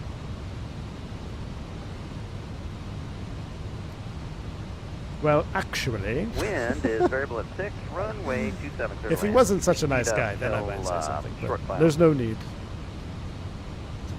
Although maybe he should know for future. They're like, hey, not everybody is going to be filing that. Let's slow to 180 here. Well, let's not because we got Cactus traffic. 357, copy. I'm sorry, say again. Cactus 357. Just 357, wind is variable at 6, 27, clear to land. Clear to land, runway 27, Cactus 357. Oh, and just a note, we are not RNPAR. I guess that's why we didn't have it filed for the Zulu. Oh, that makes sense. Thanks for letting me know. 1622, wind 23010, runway 25 right, clear for takeoff. Actually- RNAV Docker. RNAV Docker, clear for takeoff runway 25. Actually, speed checks flaps 2. Who is calling for taxi? Who is that? ZL3 Heavy. ZL3 Heavy, runway. I love how the 25 flight right, typically is just a bunch of taxi, smartasses Kilo, coming together. Bravo, Exactly. Echo, That's pretty much aviation, man. No, not really. It's pretty much flight sim aviation. You're right, John. You're absolutely right. Yeah, Cali Sim, the problem is I can't quite take credit for it because Bluebird's the one that brought it up. but I'll definitely take credit for it. Okay, so United 350. And we are clear to land. Let's not miss any Skyway, more radio 33, calls. Ground is on 23.9. 7, Let's put them in the wind, primary 6 runway or standby. 27, clear for takeoff. Almost spilled my beer, says McAllen. Here comes the F glide slope. F glide slope is captured. We're looking okay with the dial funnel. Down we go. Go around altitude on the Yankee is 2,500.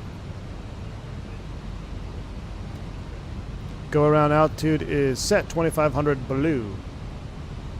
9350, say again. Yeah, we're looking okay with the Airline space, with the dial procedures, funnel, and break off the 95%. We're going the wrong direction, Team Vodka. Yep, we're going the wrong direction. United 350, go ahead and turn left, heading 090 for He's down probably going to yell at me for 5,000. doing 180 this far out. I'm Left sorry, turn, but that's 090, on me. maintain 5, and Yeah, we'll get you around, we'll spin you around. I'm towards making the him work intercept hard. for I the feel bad now. localizer. I feel bad. We slowed up way too early. Actually, we can just give you the, we'll give you vectors to Vida, and you can take our net from He's there. probably like, this freaking cactus guy. What is it? Passenger comfort 62%. Yeah, it's definitely at 62% for Raptor after our moon ball there. Our vomit comment. Oh man, I love flight sim. Millie Center. Nasty American controllers, 22 is with you at nasty 2500. controllerless, trying to command our flight, my precious Captain Gollum. 1622, Los Angeles radar contact, climb maintain 13,000. Climb maintain 13,000. As an Airbus pilot, and the rest of your colleagues prefer a And certain for engine now, type, what's your class, I-8. Doctor, flight heading 236. No, there's some guys that Flying prefer CFM 236, too, Max 622. but I just tell them they're wrong. All right, 3,500 14, feet. go ahead. We're looking good. We'll use manual brakes again. He's probably going to want a gate. I have no idea what gate we're going to want to go to. Yeah, I thought I think you tried to call me earlier, but I got a little tied up down in the SoCal area. You got American tied up 14 radar contact, with Cactus 5 8 357 is what he meant to say. northeast of Seaman Tied Hill, up with this Artisan Rockstar a-hole. for arrival, 26 left transition, Las Vegas altimeter. I'm going to get banned. All right, is, where's the 3018 information? gate Tango. information? I don't want those. I want these. I want to go to gate A38. A38. Fair wings 279, climb maintain level 370. All right, we're approaching. 2015, American Space North, radar service terminated. Salt Lake still online. Stand by.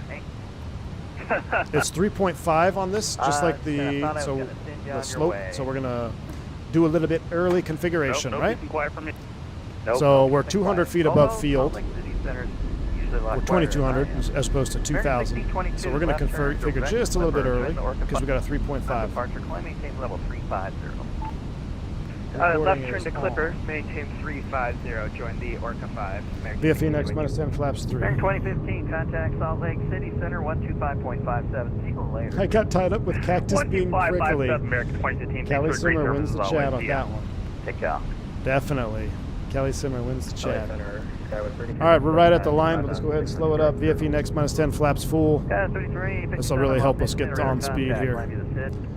Landing checklist, cabin crew advise, auto thrust. United 350, turn right. Speed, auto brakes are off, ECAM memo status, that's as associated, clear status, landing checklist complete. RNAV Zulu 27 approach. Maintain 5,000 south. Autopilot's off. I'm gonna leave the flight directors on here just for a little bit. I want to see how this FLS does.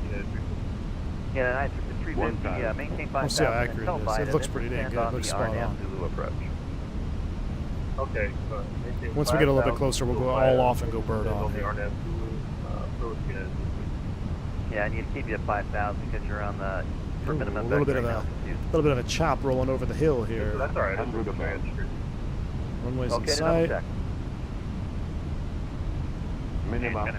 Landing. Man, that FLS is dead on. Look at that. Come up a little bit. Yeah, that looks really good. We're going to turn it off, though, because we're for cinematic purposes. Give me the bird. We're going to buzz this house here. We're going to buzz the parking garage for cinematic purposes. Clear for takeoff. All right, clear for takeoff. We also don't want to hit it, though. Speedbird for Echo Cooper. Speedbird. Contact Salt Lake City Center 125.57. See you later. 2 whites, 2 reds. Too low. Terrain. Nah, you're fine. 25.54. All right, let's see if we can't grease this one on here. Light slow. No, you're fine. Light slow. No, you're fine. I'm trying to go for a Cactus greaser. 357, I gave you landing clearance, correct? Hey, firm. Okay, just checking. United 350, looks like they're turning a little wide. I love right being called at the last second. 300, right 300. Ooh, that's the greaser I want. Okay, Come on, come on, heading come on, come on. 300, Yes. 350, and we'll break off here. Cactus 357, United 350, continue direct VITA. Direct side, United. Cactus 357, exit left ground, 123.9 or off the runway. Thanks for flying. Over ground, Cactus 357, thanks for ATC. Yeah, Skywest 3357, climbing capital of 340. 340, 3357. United 350, wind is,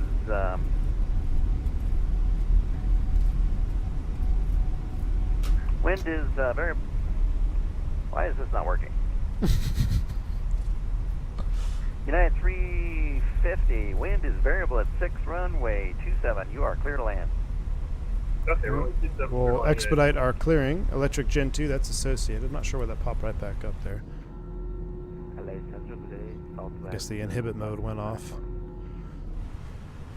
All right, over to ground, 23.9. Where are we going? Alpha what? And San Diego ground, Cactus 357 off 27, going to Alpha 38.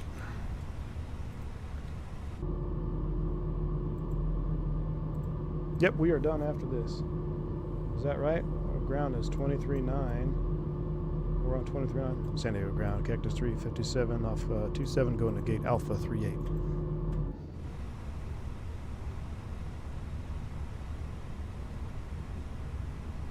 Second calling, second calling on there. Cactus 357. Cactus 257 on the ground, welcome to San Diego. Touching parking by Bravo. Yeah. Parking via Bravo, Cactus 357. Yep. All right, we're going to leave all the lights on because I don't want to deal with all that again in the replay. That actually looked pretty smooth. A little bit. So, without saying anything, I'm going to say that I feel like I needed a little bit too much flare. Or I feel like I needed a little bit more aft stick than what feels natural.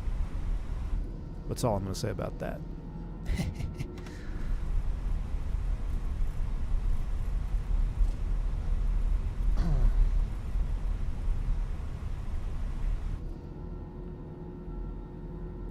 Default San Diego.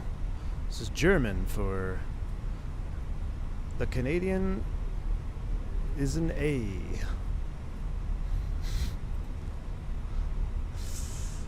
Alright, we're just going to park it here randomly because the gates look awful and it's default scenery. And it's good for default scenery, but I miss my Axonos or whatever the heck it was. Erp! Ooh, that was a perfect erp. Look at that. 113 woodpeckers. Alright, let's go ahead. We already shut it down in the last one, so let's do a... Let's be fast here. Let's be fast. Let's go right to replay. We'll disconnect from my Veo Premium. Let's see how that landing looked. I'm curious. And then, who bet me $5 that the last one wasn't legal? Bing.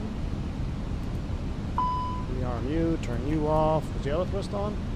I think the auto thrust was on, wasn't it? Yeah, well, I think we forgot to shut that off. We never shut it off. All right. Let the sim load in here for a second.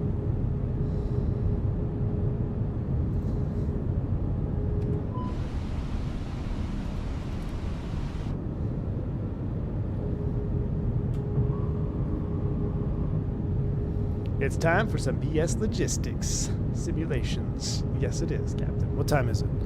It is 2:25. Perfect. Got an hour. Go get some lunch / breakfast.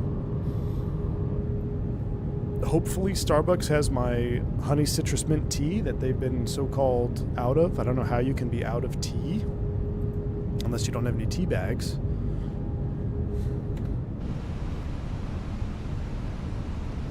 Looking good here. Look at this juice. I'm gonna miss the ribs with some olive oil. Ooh, yeah. Canadian, the troll himself, thanks man for the $5 troll. Appreciate you. Not me, but would have been smoother in a Boeing or FS Labs, you know. Get out of here. Thanks, Canadian. The glide slope. Warning on an FLS, yes. I think it might have just been a little bit. I mean, I don't know. I was trying to bring it in nice and low for cinematic purposes. Let's see how we did here. 100. We weren't that low, though, for it to start yelling at us. Where's our 50? 50. I mean, that we were not low at all. What are you talking about? We're 50 feet over the threshold, maybe 40 feet? Give me a break. Give me a break. Hold it off. Oh, I think we buttered this one, y'all. I think we buttered it. This is San Diego. Alpha Tango. San Diego. All right, let me see this touchdown. Don't sink. Uh-oh. Uh-oh. Replay mode causes... So my unofficial replay mode causes the stutter, I think. That's what's happening here.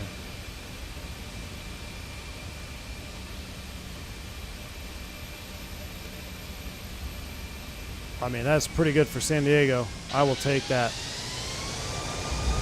I will take that. You know what I forgot to try is G's.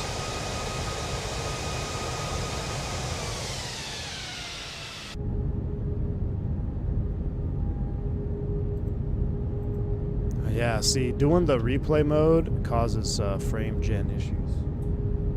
For sure.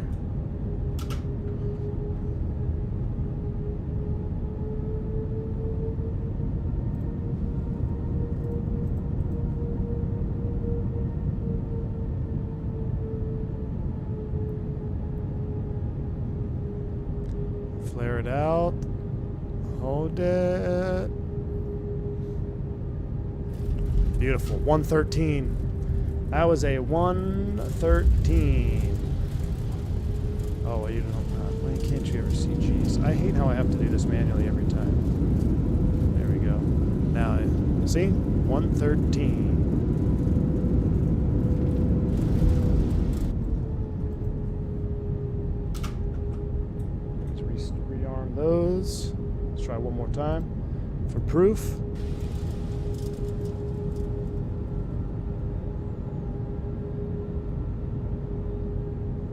Oh yeah, in replay mode, wing wobble, man, don't pay attention to it in replay mode. It's not what it was doing in the sim. It's just the replay mode. Oh, 148, get out of here. The other one was way better. You said 113. I call fake news. All right, that looks good. Let's attempt to load the other one. We're going to delete that one, and we're going to see if we can't load our San Jose. SJZ 320, that was the one. Open. Sim don't crash. Hang on to your butts. Here we go. Let it load in. Loading up a whole different world here. Who bet me $5 on this landing? I forget who it was. I'll find you. I have a particular set of skills. We may be dead in the water, chat.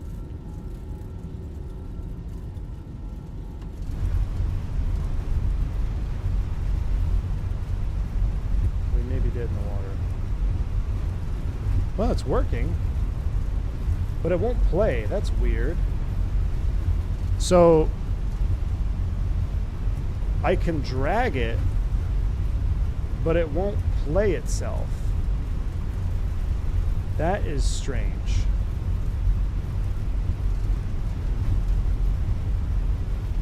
Well, let's find our touchdown spot. I've never seen that before. Okay, we're touchdown. Let's go back a little bit. Oh yeah, look, we're well on the ground. Look, wheels are on the ground. We still got another 1,000 feet, 500 feet. That's weird that it won't play. I've never seen that before. Let me restart it real quick. Let me see if I restart flight recorder.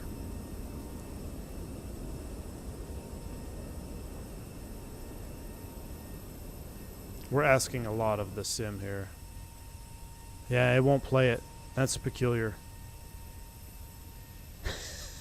Eastern T3, my man, thank you so much for the £5 dono, man. I appreciate this. It's now a bet is a bet. Now time for BS to do some ops for Pablo. Oh yeah, Eastern T3.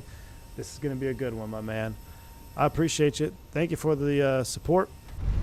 And unfortunately, I don't know why it's not actually playing. So I guess we'll just kind of end it like this in the rain. That's really unfortunate. But Eastern T3, thanks, man. I appreciate the support. I hope to see you all here for some BS logistics. Never seen that bug before. Well, I'm using a non-supported replay tool in a non-supported airplane in a new simulator that's first period of 2020. So if this is the only thing, and this is the only thing that went wrong today, it's still a superior sim. Look at that thing of beauty. My curiosity is, can I move the flaps? Nah, it won't let me move the flaps either. Weird. Alright. It's time to fly some Vision Jets. Who's ready? Y'all have a wonderful rest of your day. Thank you for tuning in for this edition of Back to Work with V1 Sim. Alright. Y'all awesome. Stay safe. Stay healthy. I'm V1. See you.